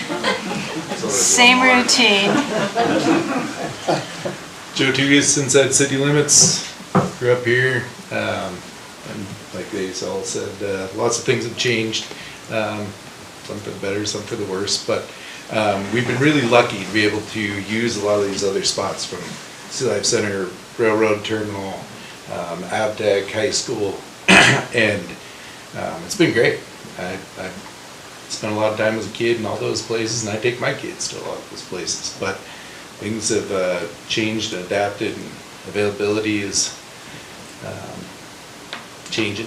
And I've known a lot about this kind of leading up, but haven't been keeping up with everything. Greg has been pushing me to get involved more, but I just haven't had the time. But it's really great to see everything that we've presented today, and a strong supporter of it. And I'll use it, my kids will use it, hopefully my grandkids use it, and go for it. Thank you. Thank you, Joe. Okay, last call. Anyone else? Okay, seeing none, we're down to council and administration's comments and responses to citizens' comments, and I'll start with administration. Nothing further, thank you. Nothing? Okay, let's start with Councilmember Calhoun. Just want to thank everybody for coming out and showing their enthusiasm. It was a great presentation. We'll definitely be taking everybody's comments under consideration as we look at moving forward with this. There's a lot of enthusiasm from outside the city limits, so maybe a service area to help fund this would not be a bad idea to work with the borough on. That way everybody gets a fair share of contribution. So That's something I'm sure we'll probably look at. Bowling alley would be great. I think that's a private thing though. I think so, a private entity needs to pull that one off. Oh, I remember the bowling alley here. It was always busy. So that's something hopefully that a private company will pick up on at some point. Other than that, good information and good input from everybody. Okay, thank you. Councilmember Casagrande. Just to echo what Councilmember Calhoun said on the bowling alley, the movie theater, I feel is also a private entity, and I think we have all been desperately hoping and praying that that movie theater would do something other than sit there and rot. But unfortunately, that's outside of government's hands. As far as the railroad terminal and the craziness of replacing the roof, again, that's out of government's, that's a railroad. So, if we want to start lobbying the railroad and tell them, don't demolish something that's perfect, fix the roof, it's part of that. But that is out of our hands as well. That's a different entity. And a service area, I do indeed agree, is something worth looking at, as well as, one thing that we all contribute to, the tourists and everybody all the way out to the Y to here, is sales tax. And I know we have a high sales tax, but you'd be amazed what 0.25% of 1% can do as far as revenues. So also, let's not forget the idea of increasing sales tax, and let's also consider cutting back on some of our spending.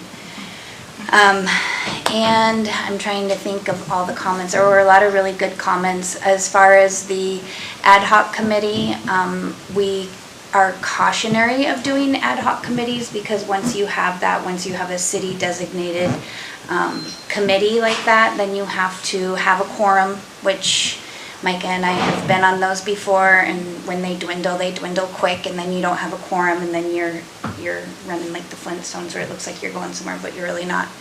And yeah, I think that is everything that I was trying to mentally remember. Okay. So thank you. Thank you. Councilmember Osei. Yeah, it was a great presentation, full of lots of information. To thank everyone who came in and voiced their opinion tonight. I think that's an important part of this process. I think this is a great first step, and we've got a lot of steps coming between now and anything really. So we'll just have to remember to be patient and do this right. So thanks. Okay. And everything they said, it was wonderful to see everyone here. I watched on YouTube the whole presentation at noon, but we couldn't see the audience, so I don't know if it was that many people, but I'm seeing nods. So this is good. Very much involvement both ways. There's so many ways to go with this. I've been talking with our borough rep, Cindy Eklund, about the potential of a recreation service area from Lowell Point all the way out to the Y, with a mill rate charge as a sustaining part or something. So there we'll be looking into that, and she said I could use her name tonight. She's out of state.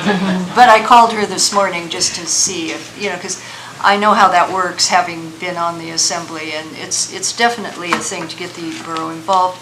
Also, you'll notice there's only 4 of the 7 of us up here tonight for various reasons, but in a few weeks we'll have a full council again, and better, more substantial discussions, I think, will come with that.